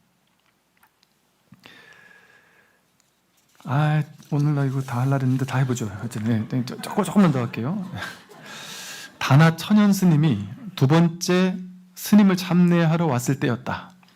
다나 천연 들어보셨죠? 다나 천연이라고 되게 이제 유명한 스님인데, 다나 천연 스님은 당나라 때 이제 여러분 그 방거사 많이 아시죠? 방거사라고 거사 중에 아주 유명한 거사님인데, 방거사하고 다나 천연이 출가하기 이전에 방거사하고 둘이 같이 이제 유학을 공부해서 이제 그 과거 시험을 보러 가고 있었어요. 시험을 보러 가고 있었는데 어디 여관에서 하룻밤 자고 이제 또 가고 할 거 아니겠어요? 근데 하룻밤 여관에서 자고 있는데 꿈을 꿨는데 막 하얀 광명이, 큰 광명이 막 온 방안을 가득하더니 주변을 막 하얀 광명이 막 감싸는 너무 놀라운 어떤 그런 생전 꿔보지 못하던 그런 꿈을 꿨대요. 그래서 너무 신기해가지고 아침에 일어나서 그 얘기를 밥을 먹으면서 이렇게 했더니 마침 그 옆에 방에 와서 이렇게 주무셨던 이제 선승이 한 분 계셨나 봐요. 스님이 한 분 계셨나 봐요. 그 스님이 그 얘기를 듣더니 야, 이거는 이 공을 체득한다라는 어떤 그런 의미의 꿈인 것 같다. 당신이 이 깨달아서 부처가 될 수 있는 어떤 그런 꿈인 것 같다. 이런 식의 얘기를 했나 봐요. 그랬더니 그 얘기를 듣고는 깜짝 놀래가지고는 부처가 된다고요? 그게 뭐죠? 그랬더니 딱 했던 얘기, 그 선사가 했던 얘기가 뭐냐면, 당신이 지금 국가에서 관리로 뽑히려고 시험 보러 가려고 하는 거 아니냐? 그런데 저 마조의 회상에 가면 부처를 뽑는 곳이 있다. 선불장이라고 그래요. 선불장이라고 하는 부처 뽑는 곳이 있다. 관리 뽑는 곳에 가서 관리 뽑혀봐야 녹봉을 받으면서 이 한생 그러고 끝나는 거지만, 부처 뽑는 것에 가서 부처로 뽑혀버리면 그거는 생사해탈이 되는, 모든 괴로움의 문제가 해결이 되는 것이다. 이런 얘기를 듣고는 깜짝 놀라가지고 그 자리에서 다나천연 선사는 발길을 돌려서 바로 이제 마조를 찾아갔고, 또 마조가 나중에 또 석두이천을 찾아가게 해서 또 석두이천에 가서 출가를 했다가 그리고 다시 이제 마조에게 찾아온 거예요. 그런 얘기가 있어요. 여기 오기 직전에 석두희천에게 가서 이제 행자를 살다가 이제 석두희천이 이제 행자 스님들한테 내일 아침에는 법당 앞에 풀이 많으니 풀을 좀 뽑아라 이랬는데 다른 스님들은 아침 나와가지고 호미로 막 풀을 뽑고 있는데 다나천연만 법당 앞에 가가지고는 이렇게 머리 깎는 가위, 머리 깎는 칼을 하나 갖다 놓고 이렇게 대야를 하나 갖다가 놓고선 머리 딱 이렇게 앉아 있더래요. 그러니까 스님이 나와서 다들 풀 뽑고 있는데 다나천연만 그러고 앉아 있는 거야. 그랬더니 다나천연 선사가 석두이천에게 이게 선가에서 풀을 뽑아라 이러는 것은 이게 분별의 풀을 잡초, 분별의 풀을 뽑는다 이런 개념이거든요. 그래서 머리를 깎는다라는 거는 분별의 풀을 뽑는 그런 것과도 같은 개념이에요. 그러니까 이제 이 석두 스님의 뜻을 이제 이 다나천연이 그렇게 생각을 했던지, 아니 지금은 내가 머리를 깎아주십시오 했던지, 그렇게 왔더니 이제 허허하고 웃으면서 이제 머리를 이렇게 깎아줬다 그래요. 그러고 나서 이제 이 마조를 찾아왔어요. 마조를 찾아와서 마조 스님 어떤 일이 있었냐면 아직 마조 스님을 참여하기도 전에 바로 큰 방, 큰 승방, 스님들이 여러 명이 함께 사는 승방이 있고 스님들이 여러 명이 함께 사는 승방 중앙에는 중앙에다가 이렇게 그 당시는 뭐 성승이라고 해서 성승, 그러니까 성스러운 어떤 스님들, 나한상, 그러니까 아라한과를 정득했던 뭐 10대 제자들, 예를 들어 뭐 그 당시 빈두르 존자나 뭐 교진녀, 가섭, 뭐 수보리 뭐 이런 존자들 상을 만들어 놓던지 아니면 뭐 문수보살이나 포대화사 같은 것들을 만들어 놓든지 해서 스님들이 여러 명이 대중들이 함께 사는 그 승방에는 그 나한상이 중간에 이렇게 딱 우리 불상처럼 이렇게 있었다는 거죠. 그런데 스님을 참여하기도 전에 바로 큰 방에 승방에 들어가서 성승 나한상의 목을 말 타듯 타고 앉아버렸어요. 이제 부처님 상이 있는데 부처님 상 위에 올라가가지고 그냥 타고 이렇게 앉아버렸단 말이에요. 그러니까 스님들이 기절을 했겠죠. 경악을 했겠죠. 그러자 대중 스님들이 경악하여 급히 스님께 아뢰었다. 마조 스님, 저 이상한 놈이 하나 왔습니다. 그랬겠죠. 그때 스님께서 몸소 큰 방으로 들어가서 그걸 이렇게 보더니만 야 역시 딴 사람들은 막 그냥 경악을 금치 못하면서 욕을 하는데 마조 스님은 아주 천연한 내 아들이구나 이렇게 얘기를 했다 그래요. 아 너 누군가 했더니만 아주 천연스러운 내 아들이구나 이렇게 아주 자연스럽고 천연스럽다고 이렇게 얘기를 했어요. 그랬더니 다나 스님은 즉시 땅으로 내려와서 마조 스님께 절하면서 대사께서 법포를 내려주셔서 감사합니다 이렇게 얘기했어요. 천연한 아들이구나 했더니 이제 아 저는 이제부터 천연을 제 법포로 할랍니다 뭐 이런 얘기겠죠. 그 인연으로 이제 천연이라고 이제 이 이름을 했어요. 이 다냐천연 선사에 대한 유명한 말은 그거죠. 이렇게 이때부터도 이렇게 좀 이런 일들을 했죠. 그러니까 이 스님이 또 이렇게 행각을 갔다가 아마도 마조와 그 석두 스님 사이를 오고 가다 그랬을 수도 있겠죠. 뭐 겨울이 돼서 가는 길에 어느 산중에 절에 갔는데 눈이 펑펑 내리고 있는데 추워가지고 뭐 떼려고 했는데 눈이 넘어오니까 뗄나무가 없어가지고 그 목불을 대웅전에 목불을 갖다가 뗐다 그러죠. 뭐 그래서 조지스님 와가지고 막 목살을 잡고서는 뭐라 그랬을 때 뭐 화로에서 사리를 찾으러 이렇게 찾고 있었다. 그래서 여기 사리가 진짜 부처라면 사리가 있어야 될 거 아니냐 이런 어떤 행적을 했던 스님이 이제 다냐천연이에요. 그래서 이런 어떤 천연에 대한 이야기가 하나가 나오고 있어요. 뭐랄까 이 천연이라는 말 자체가 유의 조작이 없는 지금 이대로의 천진한 우리의 근본 본성 이런 것을 설하거든요. 그래서 삶이라는 것은 이렇게 본래 천연스럽게 천진스럽게 자연스럽게 본로 저절로 이렇게 일어나고 있는 거죠. 내가 있어서 뭔가를 해야 되거나 막 그러는 게 아닙니다. 그냥 일어나고 있어요. 가만히 삶을 관찰해 보면 내가 한다는 생각은 일어나지만 생각이 지절로 막 일어나지 않나요? 이 생각 저 생각? 그럴 때마다 아 생각 이렇게 하고 퉁쳐버리면 돼요. 근데 우리는 이걸 퉁치지 못해요. 왜? 계속 거끌려 다니는 것만 하고 살았으니까. 그 현실도 가만히 보면 봄도 여름도 가을 겨울도 지가 알아서 오고 저절로 알아서 배고프고 저절로 알아서 밥을 먹어요. 밥 먹을 때 보세요. 내가 먹는다고 생각하지만 손을 가만히 보면 난 TV 보고 있는데 이미 밥이 다 들어가 있다니까요. 김치 먹었는데 매우니까 좀 이따 또 심심한 반찬을 또 먹고요. 너무 많이 먹어 짜면 알아서 물 먹고요. 이거 전자동으로 이루어지지 않나요? 내가 김치 먹어야지. 손을 들어라. 젓갈을 들어라, 김치를 가져가라, 입에 넣어라 이렇게 합니까? 전자동으로 이루어지잖아요. 삶이. 내가 한다고 우리가 생각했을 뿐이지 삶은 저절로 일어나고 있어요. 뭐에 따라서? 그럼 나의 특성은 왜 있는 거예요? 내가 지금까지 살아왔던 삶의 경향성, 업의 습기.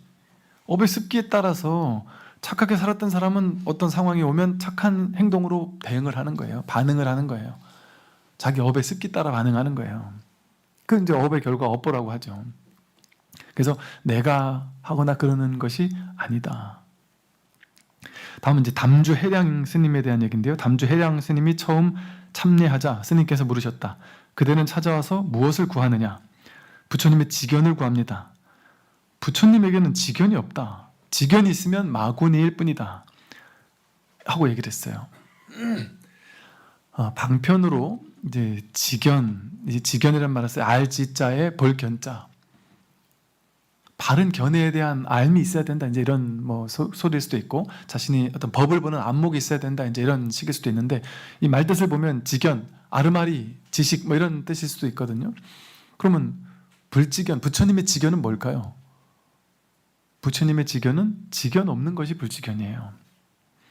어떤 하나도 내세울 수 있는 게 없다라는 것. 그래서 불교의 모든 교리는 어떤 지견으로서의 교리가 아니라 중생들의 분별을 깨뜨려주기 위한 방편이라 그러죠.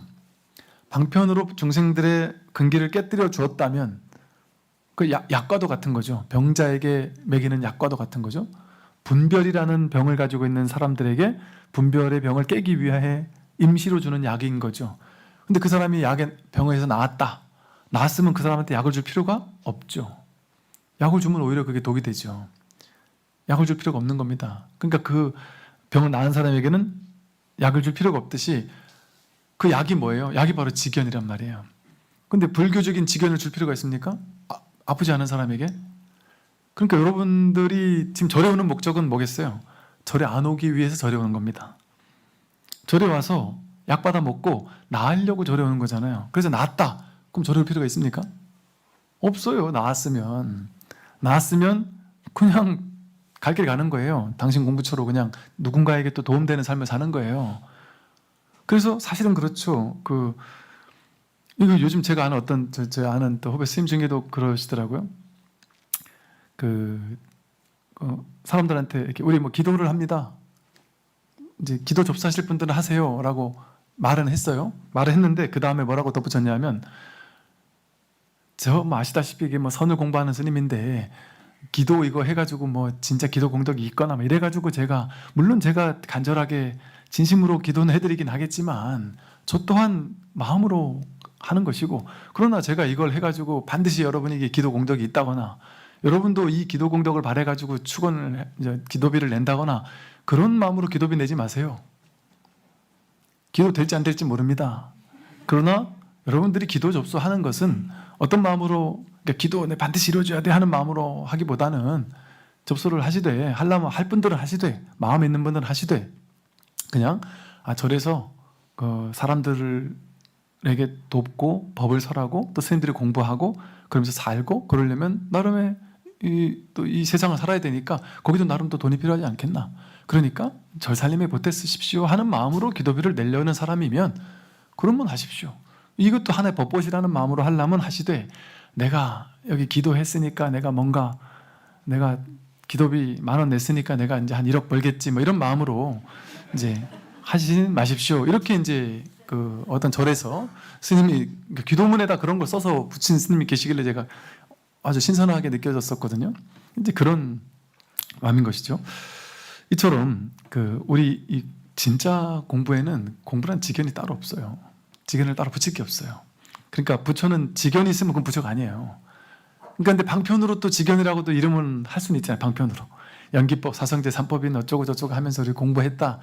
이걸 또 지견이라고 할 수도 있단 말이에요. 그러니까 이 불지견이라는 말을 종종 경전에서 쓴단 말이에요. 불지견을 갖춰야 된다 이런 말을 써요. 그런데 또 마저는 이렇게 지견이 있으면 그건 마군이다 이런단 말이에요. 어느 게 맞는 말입니까? 이게 살활자제한 거예요. 때로는 불지견이라는 말을 써서 방편으로 쓰지만 또 거기도 갇혀 있을까 봐 그 방편도 깨뜨려줘야 된단 말이에요. 그래서 지금은 이 지견이라는 걸 깨뜨려주는 어떤 견해를 취해야 되겠습니까? 하고 가져오는 제자에게는 그 지견이 있으면 마군이다 이렇게 깨뜨려 준단 말이죠. 그대는 어디서 왔느냐 했어요. 바른 지견에 바른 안목이 좀 부족하다 느꼈는지 어디서 왔느냐 했더니 남학에서 왔습니다. 남학회양이 있던 절이었나 보죠. 그대가 남학회양이 있는 절에서 왔다면 남학회양이 육조 해능 스님, 조계 해능의 제자잖아요. 그러면 거기가 이제 그 조계하고 그리 멀지 않은 곳이에요.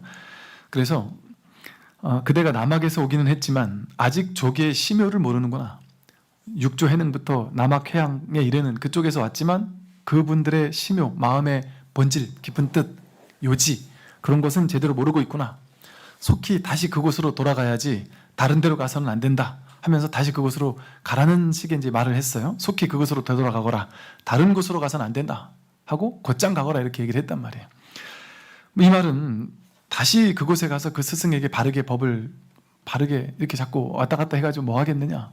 딱 붙어 앉아서 열심히 공부해라 이제 이런 측면일 수도 있고 속히 그곳으로 돌아가라. 어느 그곳이 어디겠어요? 남학으로 가라 했는데 그 남학이 그곳이겠어요? 자기 자리로 가라. 자기 그 마음 왔다 갔다 하는 그 분별을 쫓아가지 말고 그 자기 마음자리로 그 자리로 곧장 가야지. 다른 데로 여기저기 기웃거리면서 이 분별 저 분별 이 지견 저 지견 쫓아다니면서 더 좋은 불지견을 구하려고 여기서 저기서 막 기웃기웃거리면서 막 쫓아다녀서는 안 된다. 속히 그곳으로 가야 된다. 속히 너가 나온 그 자리 본래의 그 자기 마음자리 그 자리로 곧장 돌아가야지 분별을 하면서 여기저기 기웃거려서는 안 된다 하는 이제 말씀을 하신 거죠. 예, 드디어 이제 마지막 29번째입니다. 스님께서 한 스님에게 물었다. 어디서 왔느냐 했어요. 그랬더니 호남에서 왔습니다. 그 호남이라는 데가 이제 호남성에 있는 이제 동정호. 옛날에 이제 그 방거사가 동정호에다가 방거사 딸 아내 아들 해서 방거사들이 부자였는데 방거사가 돈을 다 자기 재산들을 동정호에다 버리고 시골에 가가지고 그냥 가난하게 살았다 그러죠. 나눠주고 그래도 되는데 왜 나눠주지 않았습니까? 이랬더니 방거사는 그랬대요. 나한테 원수 같은 돈인데 이걸 딴 사람들한테 주면 그들에게 원수가 되지 않겠느냐 이렇게 얘기했다 그래요. 바로 그 동정호에서 온 거예요. 호남에서 왔습니다 했더니 이제 스님이 물었어요. 처음에 제자가 오잖아요. 그럼 그 제자가 어떤 공부를 했는지, 얼마나 공부를 했는지, 이 제자의 경처가 어떤지, 공부가 어떤지를 이제 보통 물어보는 질문을 다들 한단 말이에요. 그런데 이제 이거를 꼭 모르겠어요. 이 당시 스님들은 항상 이렇게 물어요. 뭔가 이렇게 직접적으로 너 공부 어디서 어떻게 했느냐, 네 공부 어느 정도 됐느냐, 뭐 이렇게 물어보는 게 아니라 이렇게 좀 이렇게 돌려서 물어요. 동정호에는 물이 가득 찼더냐? 이렇게 물어봤단 말이에요. 그러니까 그 호남에 동정호가 있는데 동정호에 물이 가득 찼더냐 하고 물어봤어요. 근데 이게 우리는 이제 이런 말을 보고서 그 스님도 희한하네. 왜 직접 물어보면 되지 뭐 이런 식으로 물어봐요? 이럴 수 있는데 이게 왜 그러냐면 이 사람은 어디서 왔느냐 하면 호남에서 왔습니다. 말 따라간단 말이에요. 말 따라서 대답한단 말이에요. 근데 이 공부하는 데 있어서 어디서 왔는지 시간 공간이 뭐가 중요했겠어요. 지금 여기에서 너의 마음을 지금 확인해 보려고 질문을 던지는 거잖아요.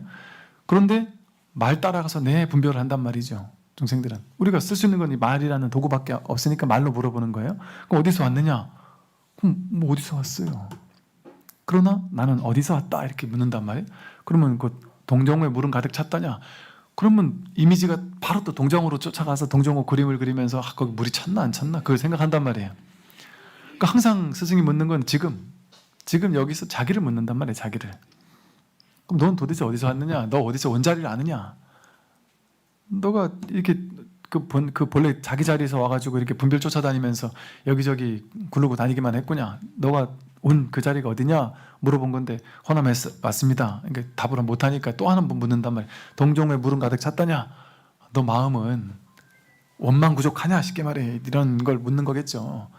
가득 찼냐? 그러니까 원망부족하냐? 더 이상 부족한 게 없느냐? 부족한 게 있는 사람은 자꾸 추구하러 돌아다니잖아요. 막 또 깨달으려고 추구하러 다니고 전혀 상관없으니까 과감하게 핸드폰을 싹 꺼내서 탁 끄시면 됩니다. 이게 몰래 끌라려면은 이게 더 안 돼요. 막 그래서 막 딴소리가 더 나더라고요. 그래서 동정호에 물이 가득 찼더냐 하고 이 부족함이 없는 너의 본성 그걸 확인했느냐, 너는 이미 원망부족하냐, 이런 걸 물어본 거죠. 그랬더니 아닌데요? 물이 안 찼다고 얘기를 한 거예요. 야, 때맞은 비가 그렇게도 많이 내렸는데 아직도 가득 차지 않았더냐 하고 물어봤어요. 이 온 세상에서 이렇게 법비가 항상 내리고 있단 말이에요. 법비가 항상 내려서 우리를 적셔주고 있단 말이에요. 세상 전체가 법비가 내리고 있단 말이에요. 여러분, 여기서 제가 지금 맨날 여기서 그냥 이 소리 들으려고 여러분 여기 온 거잖아요. 근데 이 소리가 여기만 있습니까? 이게 지금 여기만 있습니까? 여러분, 나가자마자 계단 한 발 한 발 내려가는 그게 지금 이 소식이고, 길을 걸어갈 때 차 소리가 빵빵 나는 게 이 소식이고, 옆 사람들이 막 째깍째깍 지하철에서 옆 사람들끼리 잡담하는 게 이 소리잖아요. 그게 뜰 앞에서 안 나무란 말이에요. TV에서, 저 먼 TV에서, 대합실의 TV에서 뉴스가 막 자잘자잘 나오는 소식이 그게 뜰 앞에 잣나무란 말이에요. 온 천지 법비가 흘러나오지 않는 곳이 없단 말이죠. 그런데도 아직 가득 차지 않았다니 이게 무슨 말이냐, 이런 식의 어떤 뭐랄까, 스님들은 이제 법담을 하시는 거죠.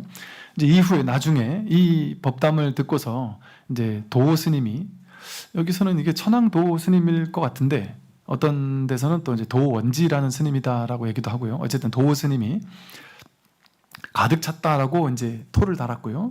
하였고, 또 우남 스님, 우남담성 스님은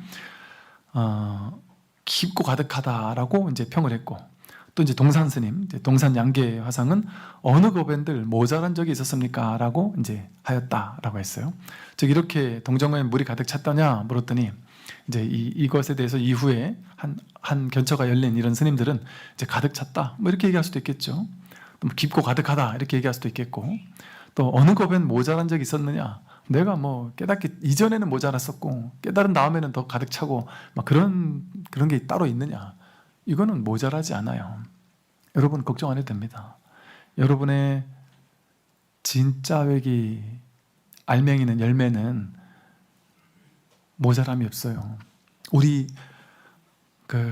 진짜 이 부처님 가르침이 안심법문이라고 하는 것이요, 정말 저도 불교 공부를 처음에 전반기로 본다면, 제 인생의 전반기로 본다면 온갖 기도, 뭐 온갖 수행, 막 그때 당시 유행하는 모든 기도 수행 뭐 다 해보고, 저도 뭐 여기저기 다녀보기도 하고 뭐 하여간 별짓을 다 해봤었어요. 근데 그럴 때는 늘 안심이 안 됐어요. 자꾸 뭔가 추구하고 쫓아다니고 뭔가 이 마음이 안심이 안 되더란 말이죠. 근데 이게 왜 안심법문이라고 했는지를, 그걸 스스로 확인해야 돼요. 그리고 다행스러운 것은 여러분들이 아직 안심하지 못했다 할지라도 굳은 믿음을 가지면 돼요. 걱정할 필요 없습니다. 이게 그래서 종교예요. 안심해도 됩니다. 믿어도 됩니다. 뭘 믿을까요? 믿어도 됩니다 하면서 여러분 꼬드겨가지고 우리 불교 쪽에 어떻게 와서 막 이렇게 하려는 게 아니고, 자기를 믿어도 된단 말이에요. 자기를. 저 바깥에 있는 부처를 어떻게 믿어요? 그 바깥에 있는데, 바깥에 있다면, 부처가 바깥에 있다면 그건 부처가 아니에요. 둘로 나뉜 거잖아. 나랑 둘로 나눴잖아요. 그럼 내 바깥에 있는 부처를 어떻게 믿어요? 그러니까 우리가 내 바깥에 있는 걸 믿다가 사기당하는 거예요. 바깥에 있는 신을 믿거나 바깥에 있는 어떤 스승을 믿거나 이러면 그거는 100% 헛된 걸 믿는 거예요. 근데 내가 왜 믿음을 가져도 되느냐? 자기가 자기를 믿는 거니까. 그럼 자기는 왜 믿어요? 여러분, 자기 없습니까? 근데 몸은 내가 아닐 수도 있잖아요. 알 수 없잖아요. 내가 먹은 거 먹다가 빠져나가고 똥오줌으로 빠져나가고 하니까. 근데 이 몸뚱아리는 자꾸 바뀌잖아요. 변하잖아요. 그러니까 몸이 난지 아닌지는 뭐 100% 모르겠어요. 난 이게 몸이 나 같은데 불교에서는 아니라고 하니까, 근데 난 모르겠다. 그러면 사실은 모르는 거지 100% 확실한 건 아니잖아요. 그러니까 나는 확실치는 않지만 자기가 내가 없는 건 아니잖아요. 이게 몸은 이게 난지 아닌지는 모르겠지만 이렇게 때리면 아프단 말이에요. 아픈 걸 안단 말이에요. 배고픈 줄 아는 그놈이 있죠. 배고플 때 배고픈 것 자체가 나를 증명하죠. 배고픈 줄 아니까 내가 밥을 찾잖아요. 밥을 찾는 그게 내가 있다는 걸 증명하죠. 근데 그 내가 이 몸인 줄 알았는데 이게 난 줄 알았는데 이게 난지 아닌지는 불분명해요. 아직 몰라요. 모를 뿐이에요. 그런데 하나 확실한 건 있잖아요. 배고플 때 배고픈 줄 아는 그놈, 이 들을 줄 아는 이놈, 이걸 보고서 내가 있긴 있네. 내 눈으로 볼 수는 없지만 내가 있는 이건 확실하구나. 이거 하나는 확실하잖아요. 그러니까 자기가 없습니까? 자기가 있다라는 거 이거 하나는 확실하단 말이에요. 그러니까 그 자기를 믿는 거예요. 그 자기를. 이 자기가 어떻게 생겼는지 모르지만 아직은 모르지만 이걸 내가 확실하게 알아야 되겠구나. 확인해야 되겠구나. 해서 공부를 하는 것이고 세상에 이 마음에서 위에 드러난 모든 분별들, 생각들, 좋다 나쁘다 옳다 그르다 하는 모든 분별들 이건 진실하지 않다는 게 자기를 들여다보면 너무 여실하잖아요. 똑같은 문제를 어떤 사람은 스트레스 받는데 나는 스트레스 안 받을 수도 있고 똑같은 문제가 어떨 때 문제가 되는데 어떨 때 문제가 안 될 수도 있고 내 마음 따라 완전 달라지잖아요. 그러니까 그건 진실하지 않을 수 있겠구나. 진실하지 않을 수 있잖아요. 돈도 있다가 없는 것이고. 그러니까 진실하지 않은 것들은 좀 쳐내고 이제 좀. 나 이제 하루 이틀 산 것도 아닌데 여전히 속으면 안 되잖아요. 세상에 속으면 안 되잖아요. 그러니까 내가 그동안 충분히 속았으면 내 더 이상 속을 수 없다 하는 마음으로. 그래서 진짜 삶의 내 인생에서 가장 중요한 엑기스, 진짜 핵심이 뭘까? 거기에 관심 가진 삶을 살아야 돼요. 그래서 이 진짜 내가 누구지? 그런데 믿음은 생긴단 말이에요. 왜? 나는 이건 100%니까. 자기가 없는 사람은 없잖아요. 내가 누군지는 불분명하지만 내가 몸인지 느낌인지 생각인지 의식인지 아니면 부처님 말씀대로 그거 다 아닌 건지 그럼 도대체 뭔지 그거는 내가 확실히 모르겠다 치더라도 근데 이렇게 이 알아듣는 놈이 있고 배고플 때 배고픈 줄 알고 그게 없다고 할 수 없잖아요. 내가 없다고 할 수 없잖아요. 내가 있잖아요. 다 확실히 내가 있단 말이에요. 그러니까 자기를 믿는 거예요. 그 자기를 믿는 거예요. 이거는 내가 사기당할 수가 없죠. 내가 날 믿는 건데 명명백백한 자기를 믿는 건데 한 번도 사라지지 않았던 자기를 믿는 거잖아요. 그러니까 이게 어떻게 종교에 관련된 문제예요. 자기에 관련된 문제죠. 둘이 아니죠. 하나죠. 하나. 그래서 자기를 믿고 이 자기의 특징은 무너지지 않는단 말이에요. 생기지도 않고 사라지지도 않는단 말이에요. 그래서 말했듯이 항상 가득 차서 한 번도 부족한 적이 없단 말이에요. 여러분의 본질은 몸뚱아리는 어디가 아플 수도 있고 안 아플 수도 있죠. 어떨 땐 아팠다 안 아플 수도 있고 젊었을 때도 있고 생생할 때도 있고 늙을 때도 있겠죠. 아플 수도 있고 안 아플 수도 있고 돈도 많았다 없어질 수 있죠. 느낌도 감정도 우울했다가 기뻤다 할 수 있죠. 사람들이 나한테 칭찬도 했다가 비난도 할 수 있죠. 근데 그건 다 왔다 가는 거잖아요. 비본질적인 거잖아요. 왔다 가는 거. 내가 목맬 필요 없는 거잖아요. 전부 다. 그런데 우울했을 때도 기뻤을 때도 그걸 아는 놈은 늘 있잖아요. 갓난아기 때도 지금도 이 자기는 계속 있잖아요. 계속 있잖아요. 자기가 없었던 적이 있습니까?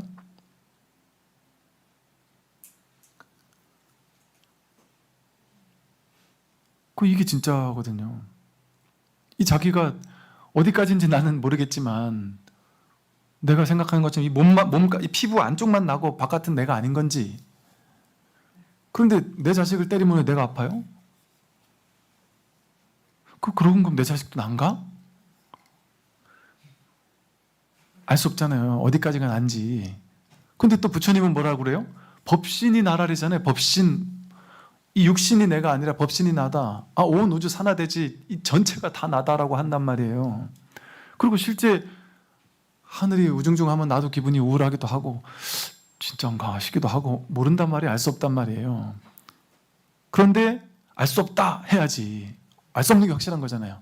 그러니까 알 수 없다 해야지. 난 알아. 이 몸이 나야. 이렇게 결론 짓지 말란 말이에요. 알 수 없는 게 진짜니까. 그러니까 왔다 가지 않는 거. 그게 늘 나와 함께하고 있고 나는 그걸 벗어날 수 없으니까 걱정 안 해도 됩니다. 진짜로. 나는 원망구족해요. 죽어도 이건 죽지 않아요. 자기 마음은 죽지 않아요. 자기 법신은 죽지 않습니다. 온 우주가 내 마음 위로 왔다 가는 건데 온 우주는 죽을 수 있죠. 우주는 멸망할 수 있죠. 나는 죽을 수 없어요. 멸망할 수 없어요. 하나도 부족한 게 없어요. 본래부터. 갖출 게 없어요. 그러니까 추구할 게 없고 누가 나를 괴롭힌다? 아니면 누구보다 내가 돈이 없어진다? 그거는 자기 분별 속에서만 일어나는 망상일 뿐이지 온 천지가 둘이 아닌 불이법이라면 누가 나를 괴롭혀요? 누가 나를 공격해요? 적과 아군이 따로 없습니다. 그냥 온통 하나의 마음인데 내가 불안할 일이 뭐가 있습니까? 지옥이 나고 염라대왕이 나고 염라대왕의 판결문이 나고 극락도 난데 뭐 무슨 극락이 따로 있고 지옥이 따로 있어요. 그 온 천지 내 마음 하나뿐인데 아픈 거 상관없어요. 아픈 건 왔다 가는 거, 아픈 건 내가 아니잖아요. 그냥 왔다 가는 현상이지. 왔다 가는 작용일 뿐이잖아요. 그냥 아픈 거는. 그 나쁜 걸 뭘 걱정해요. 그 얘가 지 인연 따라 아플 수도 있고 안 아플 수도 있는 거지. 그거는. 그러니까 얘를 가지고 있으니까 그냥 관리는 하는 거죠.